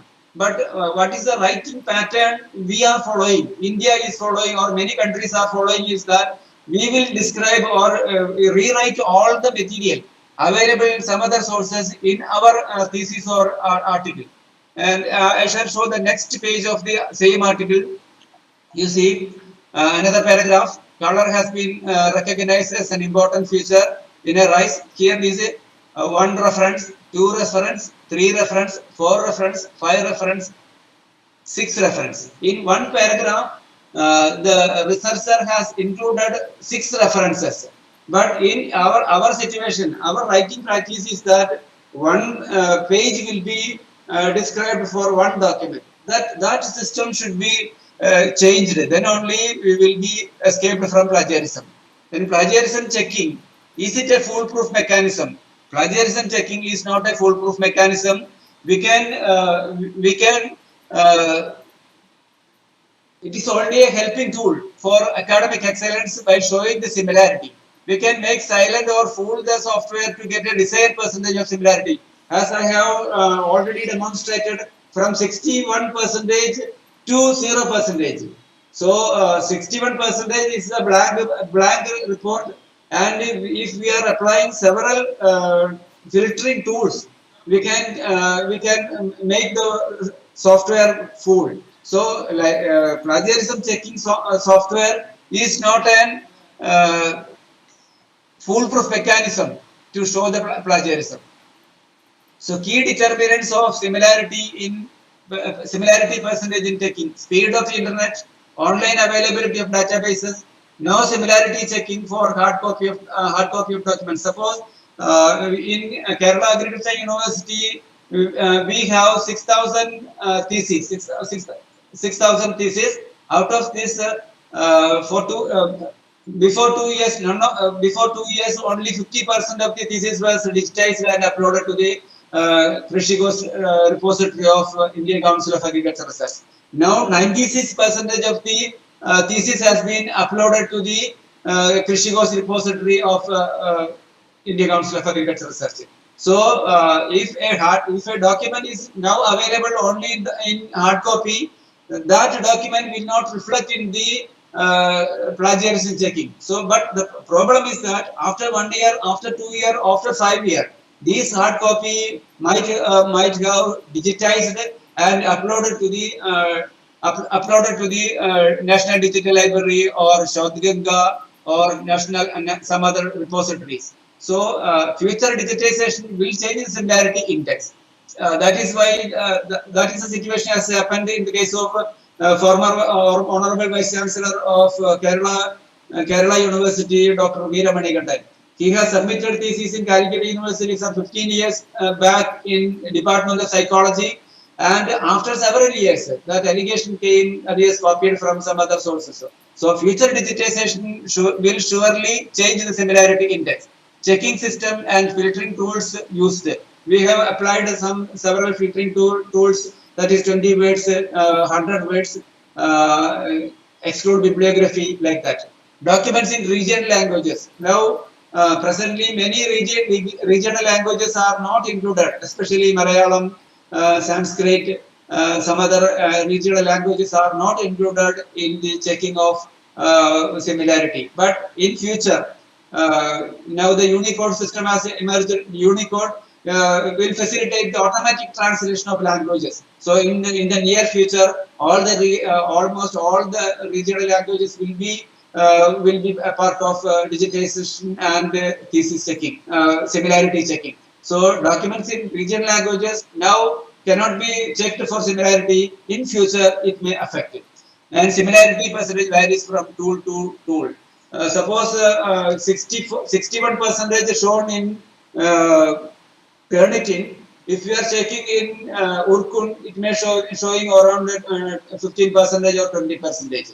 That much difference is there. We have analyzed, Sancho and several other persons have analyzed the difference in checking the similarity index shown in Turnitin as well as Urkun. Suppose the Urkun, the percentage shown in Urkun is, if it is 10 percentage, if the same document is checked in Turnitin, it may show more than 25 percentage or 30 percentage. That is why Kerala Agriculture University now fixed 25 percentage is the similarity permissible in thesis, because we are using Turnitin. Then everybody is depending, or many of the persons are depending on internet, but internet is flooded with fake information.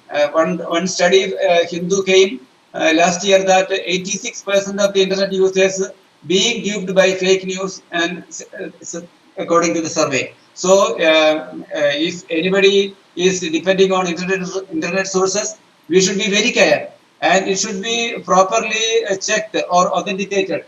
Whether the information taken from the internet is properly authenticated or peer reviewed or like that. Then I shall show a table on impact of, everybody is eager to write 10 articles, 20 articles, 13 articles, like that. But number of publications is not a matter. Number of references or number of citations is more important. This will show this, that is top 10 authors in agriculture and bioscience 2009 to 2013, rank determined by the count of publications 2002-14 from the Scopus database. Out of 10 authors, the author having high impact is Rajiv Varshni from ICRISAT, International Crop Research Institute for Semi-Arid Tropics from Hyderabad. He has published only 111 articles, but he got 2082 citations. And his H-index means showing the social impact of the publications, and he got H-index 25. And the second author is Sharma from Baba Atomic Research Center. He has published 170 articles, but he got only citations 597 references. So his H-index came down to 12. So number of publications is not a matter. What is the quality of the publications? What is the quality of our thesis? What is the quality of our research findings? That is more important. So this will show the relevance of the quality of research and quality of publications. That is why in the case of Sam Petroda, who was the chairman of the National Knowledge Commission, he has more than 100 international patents.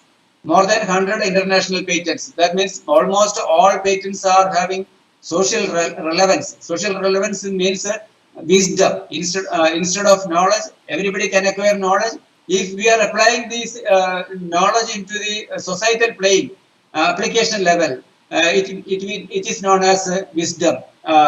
He has more than 100 international patents. That is a social relevance. That is why he is known as the Sam Petroda is known as the father of telecom revolution in India. this is the two papers in all agriculture universities as part of research methodology. We are offering all agriculture universities for BSc Agriculture, MSc Agriculture, MTech, MBSc, MSc and PhD. This is library and information services, 0 plus 1 credit. 0 plus 1 credit means this is a practical course, 2 hours, practical 2 hours in a week for 1 semester. And technical writing is also a practical course, 2 hours practical, that is 4 hours for the first semester. This is the system we are following all in all agriculture universities, 64 agriculture universities in India. This is the course. Let me conclude with the sayings of Dr. Kalam. He has visited in 2008 in as part of the birth centenary of Swami Ranganathananda.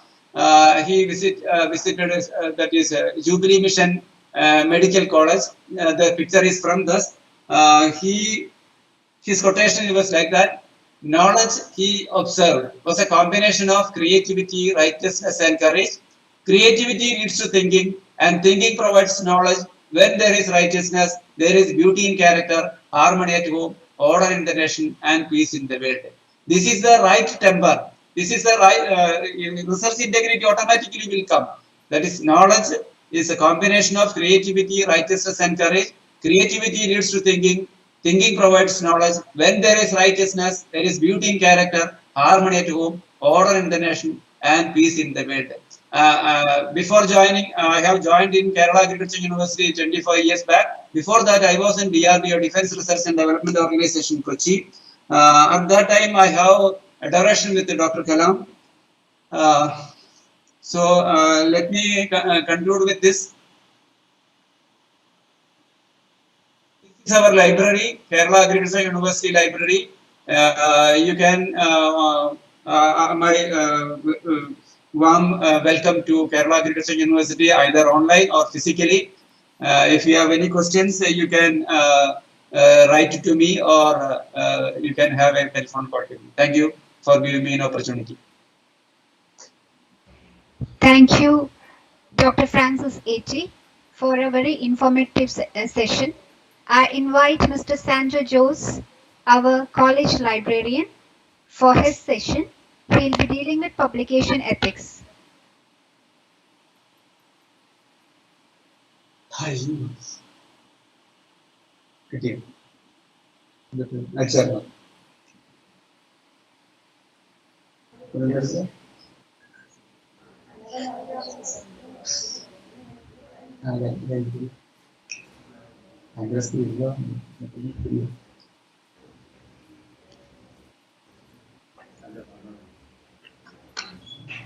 Good afternoon.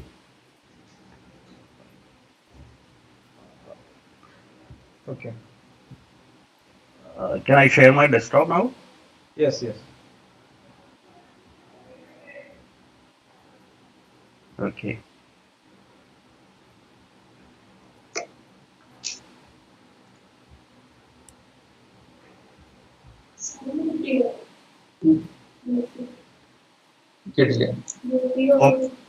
Hope you can see my desktop. Yes, Fully. make it full screen. Yeah, it's full screen now. It's not yet come. It's not full screen.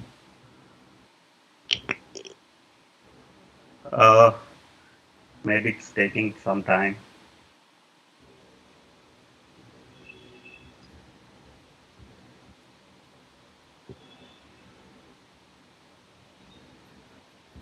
So is it full screen now? No, Not yet. Not yet. not yet. Not yet. Okay, I'll do one thing.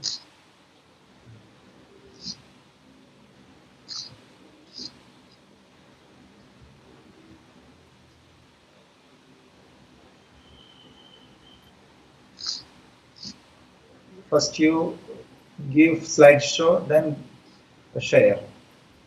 Okay.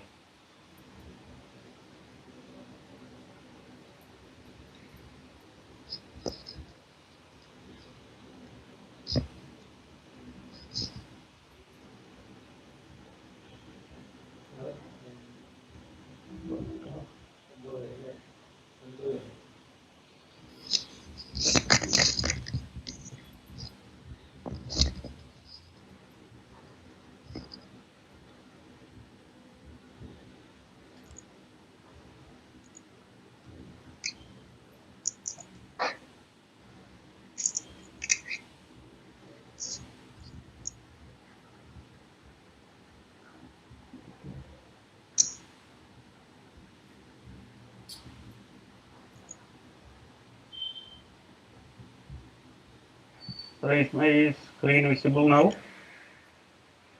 No, no, it's not shared. Okay, more time.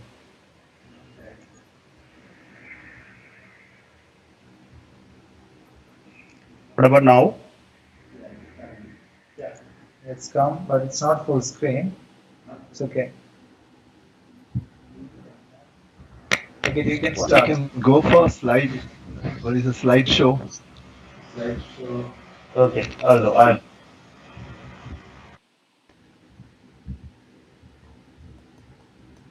Please unmute your video.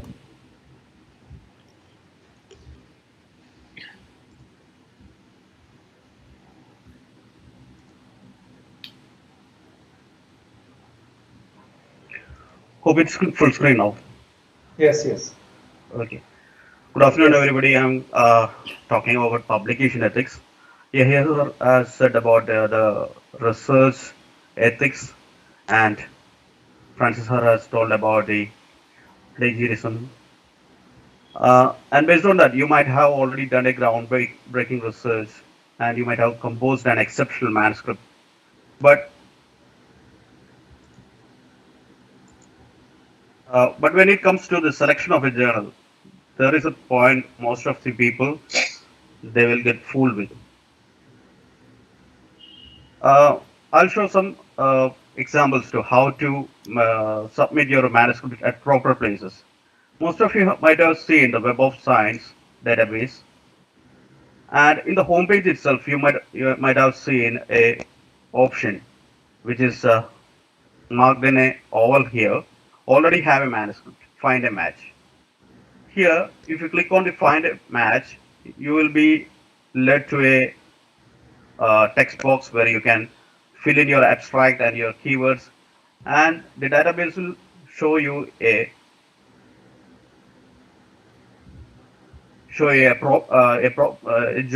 journal in which you can publish your manuscript.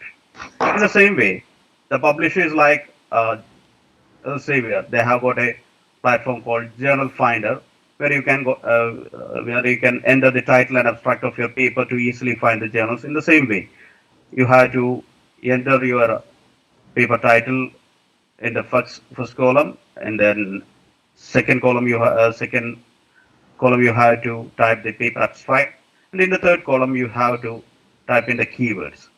And the web-based system, it will bring out many search results which matches your result. A similar platform is available for the Springer Nature also, by like Journal Suggester, and Wiley also has got another one like Journal Finder. An open one is known as JANE, which is Journal Author Name Estimator. It's a short form for uh, Journal Author Name Estimator. And after finding these journals, you will go to submission systems where you will submit your journals.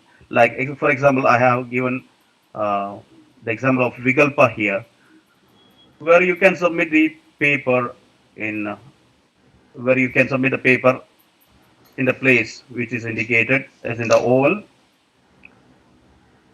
and it will lead to a manuscript submission interface where one can submit your uh, manuscript along with your covering letter, and if you have got data also you can deposit there. But for this you need to have a login and login credentials, for just like you are creating an email, you can make login credentials for this, and you can submit the manuscripts here. And I'm showing one more example from the Wiley online library. It's a Nordic Journal of Botany, where you can submit an article, and this is the interface for that. This is for the Elsevier journals. Submit your paper, and it will lead to editorial manager like that. So these are some examples for submitting manuscripts to the famous publishers like Elsevier, Wiley, Springer, etc. But Usually, the response time from the editor or the reviewers of this journal is too long, and most of the people they are fear of multiple revisions and rejections from the reviewers. And many of our contemporary scholars they don't know about the how to select top quality or credible journals, and this has led to the tendency of publishing the journals in a rapid format, or it is called rapid publication on a payment basis, in fake, clone, predatory, or zombie journals.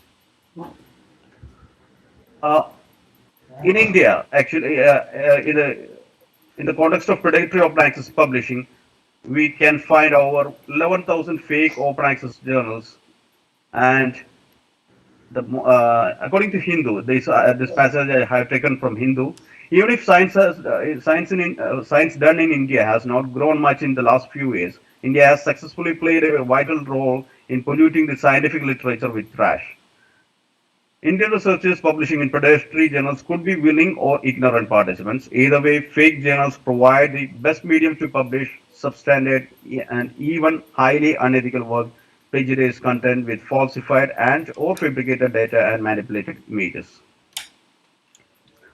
And let us examine the extent of pseudo journals which are prevailing in India. 27% of the publishers of the fake scientific journals are from India, and let's check the ratio of authors.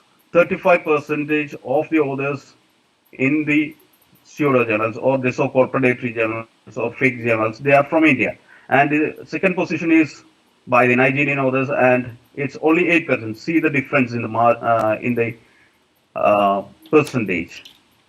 So to curb this, UGC have brought out the list of approved list of journals, but UGC the list which UGC brought out was very um, it was not very user friendly, and there were almost 44,000 articles, sorry, 44,000 journals in that, and it has been replaced by UGC care list with effect from 14/6/2019. According to Dr. Professor Bhushan Padwardhan, uh, in his article in Nature, he said that one third of the articles from India is in predatory publications. And that's why they brought out this consortium for academic and research ethics known as CARE. And as we all know, now CARE has got a group 1 list and group 2 list, and in group 2 list we have got the journals which are indexed by the databases known as Web of Science and Scopus. Web of Science and Scopus are the world's highly respected citation databases, and these databases count the number of citations by the articles indexed in these databases. And this is the interface of UGC care list, which you are seeing on the screen now. I said that there are two groups in the UGC care list, and the first one is Web of Science, and the second one is Scopus. Anybody can log into the Web of Science master journal list, and you can see the number of journals indexed in Web of Science. It's more than 24,000, and the Scopus has indexed more than 41,000 journals. A quick comparison of Web of Science and Scopus reveal that this is the difference between the two citation databases. While Scopus is the product of Relax, or which is the parent company of Elsevier, it itself is a publisher. So Scopus has got a bias towards the towards its own publications, while Web of Science is a publisher neutral platform. And earlier it was actually initially proposed by Dr. Eugene Garfield, who established Institute of Scientific Information in Philadelphia, and later it was taken over by Thomson Reuters, and now it is maintained by Clarivate Analytics in US. Uh, After UGC has brought out the CARE consortium or the CARE list of journals, we have witnessed a new phenomena. That is clone journals.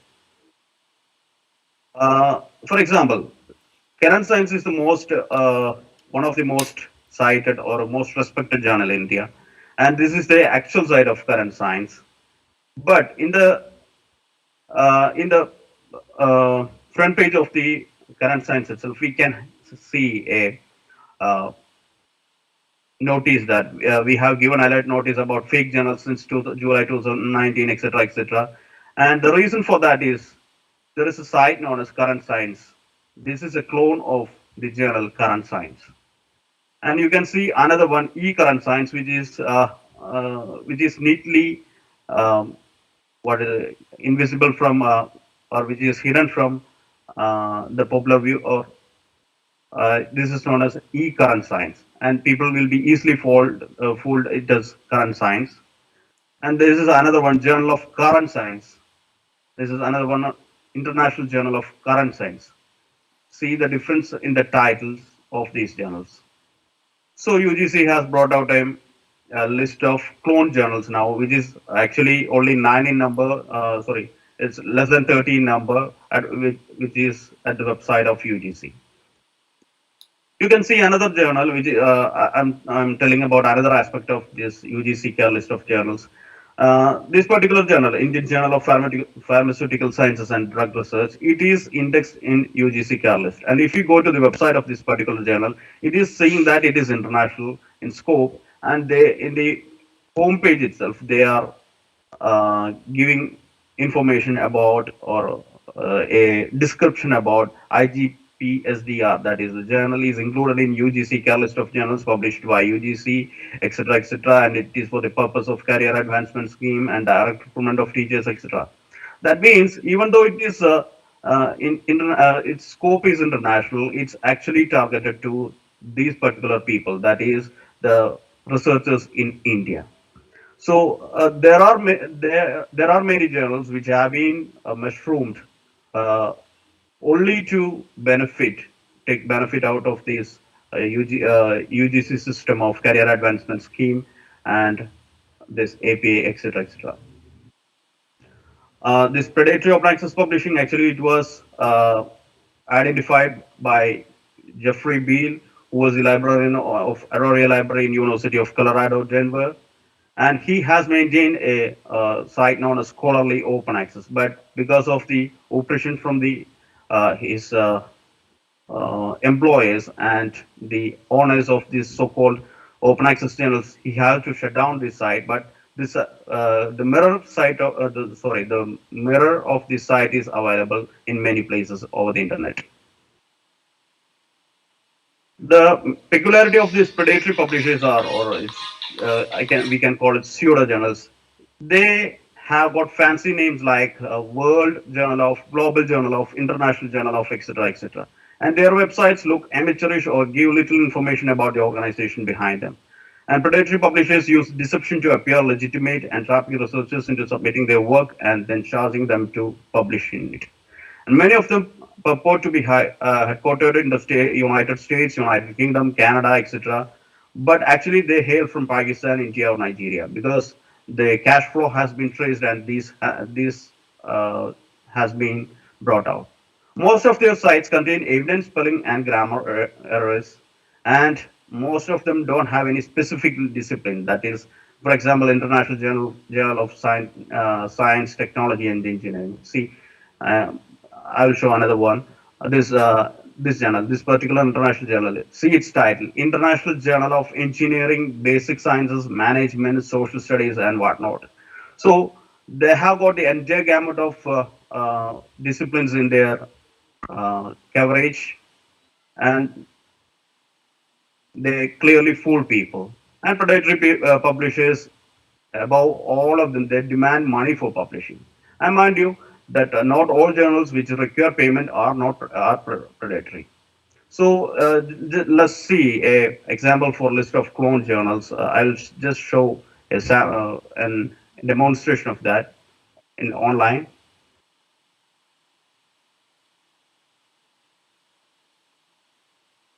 Hope you can see my screen. Uh, This is a part of a brochure which I have received last year. In this, you can see they said that the papers which are submitted to this particular conference, it will be published in this particular journal, and this journal is listed to be a UGC care listed journal. And let's take the case of the first journal, Journal of Interdisciplinary Cycle Research. And this particular conference, it is actually a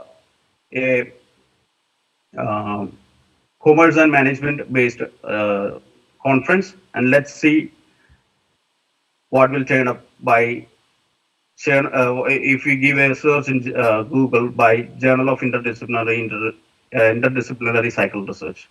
The first result what we get is this one.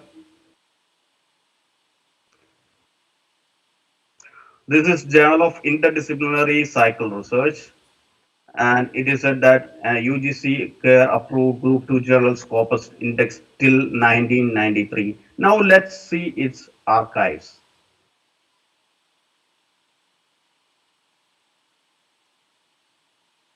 See, this journal was its volume 1, issue 1. It was published in January, June 2009. These people, they are claiming that was in, that means a journal which started its publication in 2009, and they're saying that it's indexed till 1993. How will you explain that? Now let's give a search for this in the Scopus database itself.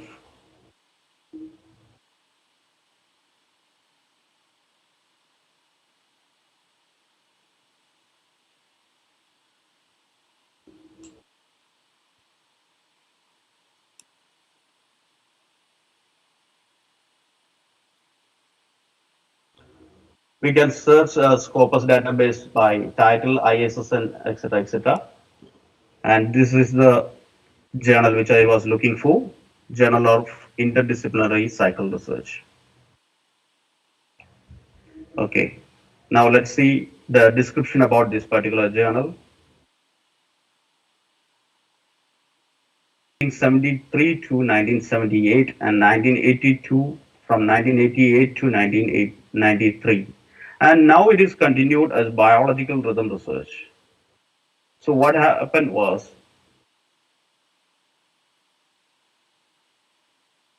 if you give a Google search or search for this particular journal,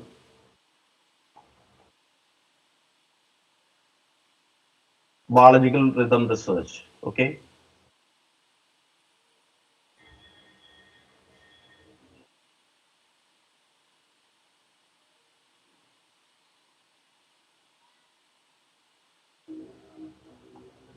you can see the publication history of this particular journal. Currently, it's known as Biological Rhythm Research and formerly known as Journal of Interdisciplinary Cycle Research. That is from 1972 to 1993. That means this particular journal, Journal of Interdisciplinary Cycle Research, is dead now.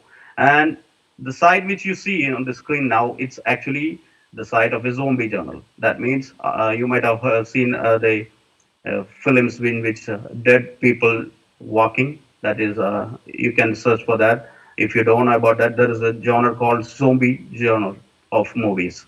So I named this particular category of journals as zombie journals. They are taking the name of these dead journals and taking and posing themselves as credible ones and showing this that or boasting as Scopus indexed journals.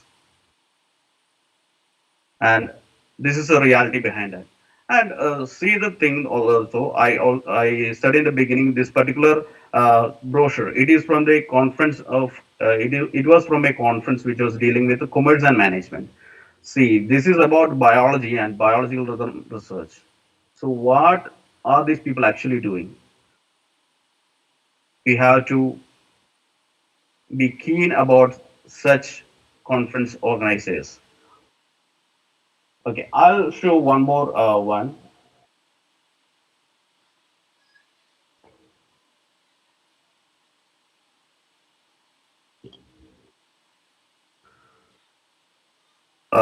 just check for the website of this particular organization, IFERP, and they are claiming that they are publishing this particular journal, Industrial and Engineering Chemistry Research.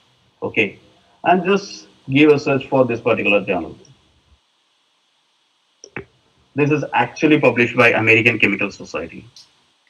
And these people, they claim that, and all the researchers in the chemistry, they know that there is no other bigger body than American Chemical Society in the research of chemistry. And these people, they claim that this particular journal is published by this IFERP, and they have given, see, submit your research paper option also here, and you can submit paper here. And have you ever thought where this paper will go? Who knows? So this is actually happening in our uh, research nowadays. I'll show one more example and we'll come back to my presentation. There is a journal called Journal of Xi'an University of Architecture and Technology. And the first search result, it will turn out, by seeing the top level domain .cn, we will think that this particular journal is from China. And you will open that, and this is the one, Journal of Xi'an University of Architecture and Technology. But just scroll down, and they have given the details of the impact factor here, 3.7, then ISSN here, and see the next link, important links, UGC Care, Uni Pune, etc. That means the site of UGC Care website. Why should a Chinese journal be concerned about UGC care list? You can think about that. And they have given the logo of UGC also, like this. They have not given the Chinese indexing databases, anything like that. They just projected UGC here. And if you go to its past issues, you can see that it has been published from 2009 to 2018. And if you want to see uh, the old issues, you can see a username and password here. And if you try to type something here, you will not be able to type here, as these are just images and not text boxes. This is how these kind of predatory journals, they are fooling innocent researchers. And now if you try to search for this particular journal, Journal of Xi'an University of Architecture and Technology, Google will never give you a result on this, because this journal is in Chinese. And this is the homepage of this particular journal.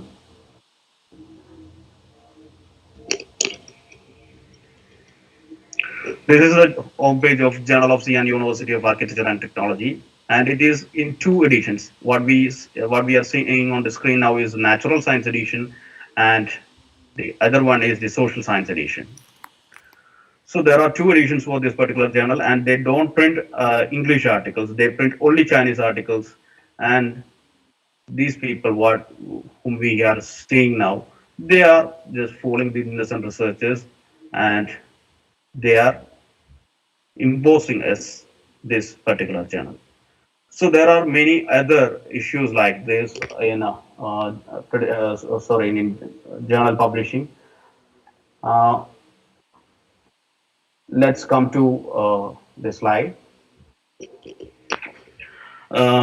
So my appeal to research supervisors, that maybe research supervisors may be thinking that I am a straightforward guy, I have not done anything wrong, and I am ethically perfect, and why should I really know all these bad ways? I don't know how many of you know Frank William Evangelist Jr. He is, if you might have seen the film Catch Me If You Can, which is a Spielberg's film in which Leonardo DiCaprio and Tom Hanks as actor as the main characters.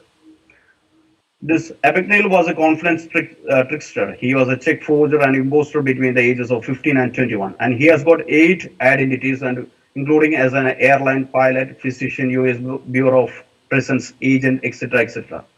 And do you know what he is doing now? He is running Frank Abagnale Associates, a financial fraud consultancy company, which is giving advice to FBI for over 40 years. So, why he is doing this, or why FBI is engaging this guy? Because he know all the tricks. So you should know all the tricks, and you might be knowing who is this. Is none other than Doctor raised to 80, or he has got 80 honorary doctorates. He is Dr. CNR Rao, who was the scientific advisory for the PM, and he has got more than 82,000 citations. But he also was caught in a plagiarism row because his students has done a control C. That's all. And he has done only he has copied only 3 sentences or 3 passages. That's all. But then only many people realize that all graduate students should be taught how to communicate in science. They need improvement in writing and related skills. So there are whistleblowers, etc., etc., for this. And I'm not going to all of these things because we will be covering all of them in our course. And you are listening to Sanjay Jose, and welcome to know more ethical and crooked ways. And mind you, it's to know crooked ways is to avoid them. Join us for the research and publication ethics course, and it shouldn't be not for the just for the sake of a certificate, but to be a perfect researcher. Thank you.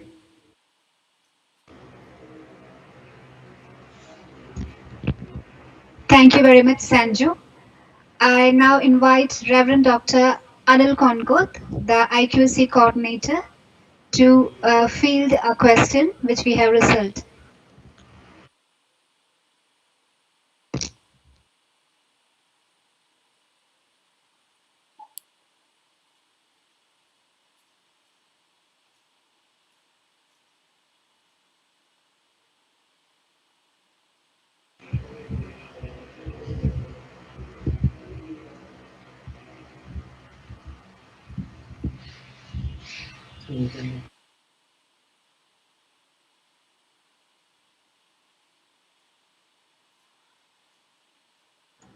Okay, here is first question.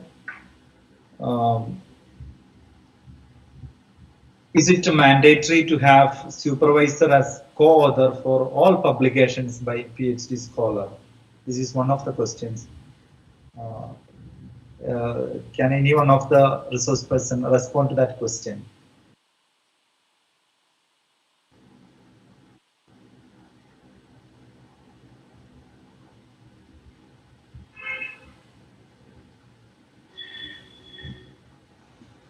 Please repeat the question, dear father.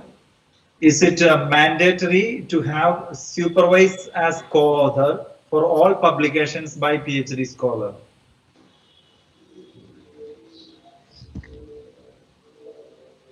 Can you please unmute them? Yeah. Yes, sir. Yes, sir.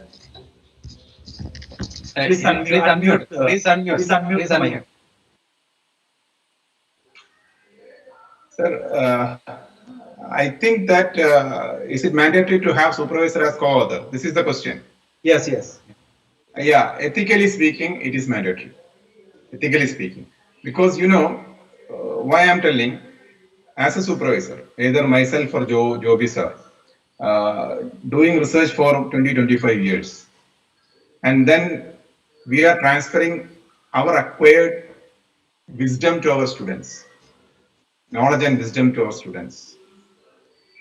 And if a student is, I mean, from where the student get this knowledge and wisdom? From the supervisor. So maybe in my research, maybe I am looking for a problem for last 25 years. So I am after doing research for 25 years, I have so many information with me that I transfer to my student in 1 or 2 sentences. Okay? That is the output of my 25 years of research. And the student is doing. And if the student is publishing paper without putting my name, it is totally unethical. And throughout the work, that's another aspect. If you talk about ethics from the viewpoint of the faculty member, I mean supervisor, it is ethically he has to supervise the student properly. Okay. Some cases happens that supervisor is not at all looking into the progress of the student, and student is doing everything by himself. There are incidents like that also. But in most of the cases, especially in research on involving science, students are, they are beginning. PhD is only a foundation stone. So we are bringing our students to stand on that foundation stone, and then we are training them for another 4 or 5 years. And then if they are publishing the paper without putting your supervisor's name, means that is totally unethical. This is my opinion. Okay, thank you. Next question goes to Dr. Francis. Is it safe to use softwares for plagiarism check before submitting the article? Because will it get leaked for some other places, to some other people who are working in the same area? Is it safe to use softwares? Dr. Francis?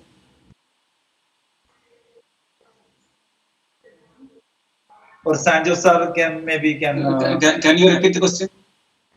I mean, submitting our paper to some softwares, is it safe? Is there any risk of somebody else getting it and all that?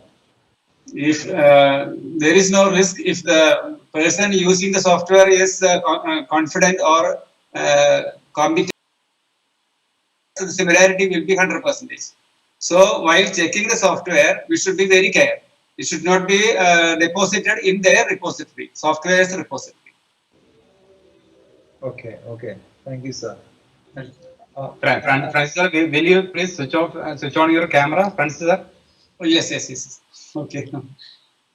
Maybe this will be the last query. So what could be possible size of a PhD thesis? I think it varies from topic to topic. However, this is a query that has come. Very Probably Yahya sir can respond to that. Sir, Louis de Broglie, one of the famous scientists in physics and chemistry, his thesis was 5 page, only 5 page. Okay. I have seen some 20 years back, I have seen a thesis with 49 pages in Cochin University. And one of our students has submitted on thesis 49 pages last week. So there is no hard and fast rule. No, the thing is that if that 49 page is comprised of years to arrive at that 49 pages, that is the thing. Yeah. Okay, thank you, sir. Now I request. Sir, I just want to ask one question regarding this journals. So many emails are keep on coming. International journal, and why they put anything regarding Francis sir, can you say something on that? Francis sir. This is one of the major issue. I have given a definition. Knowledge is a combination of creativity, righteousness, and courage. It should start from the LKG. It should start from LKG, then it will be bringing to the university and college.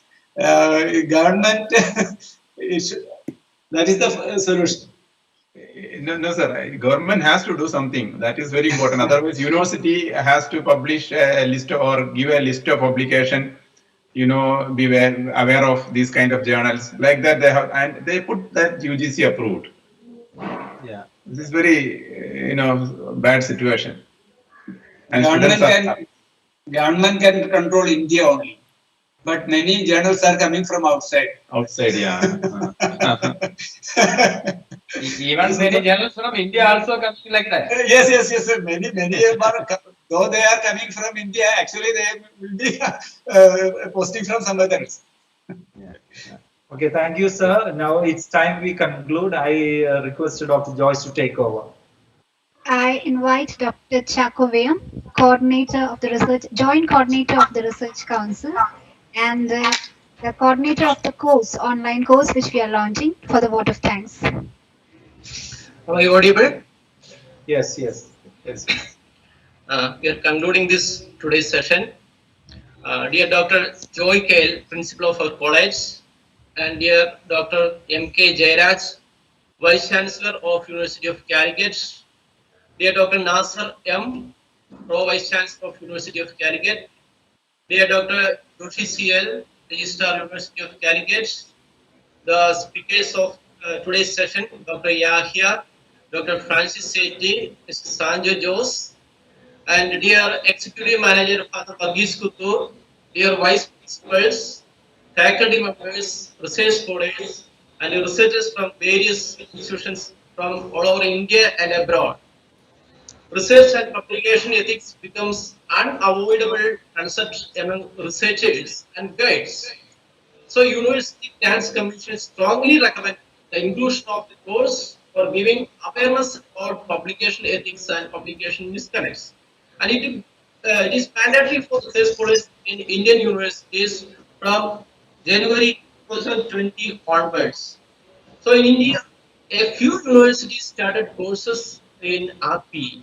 Today, this webinar was an opportunity for us to discuss the key points of research and publication ethics, how we should inculcate responsible use of publication ethics in research and development.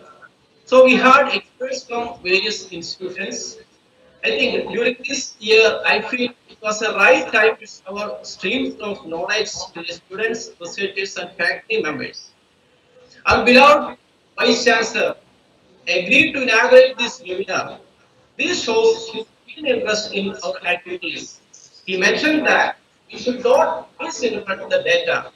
On behalf of this St. Thomas College, Thrissur, I extend sincere thanks to Dr. Jairaj K. Our beloved Pro Vice Chancellor agreed to speak on this webinar.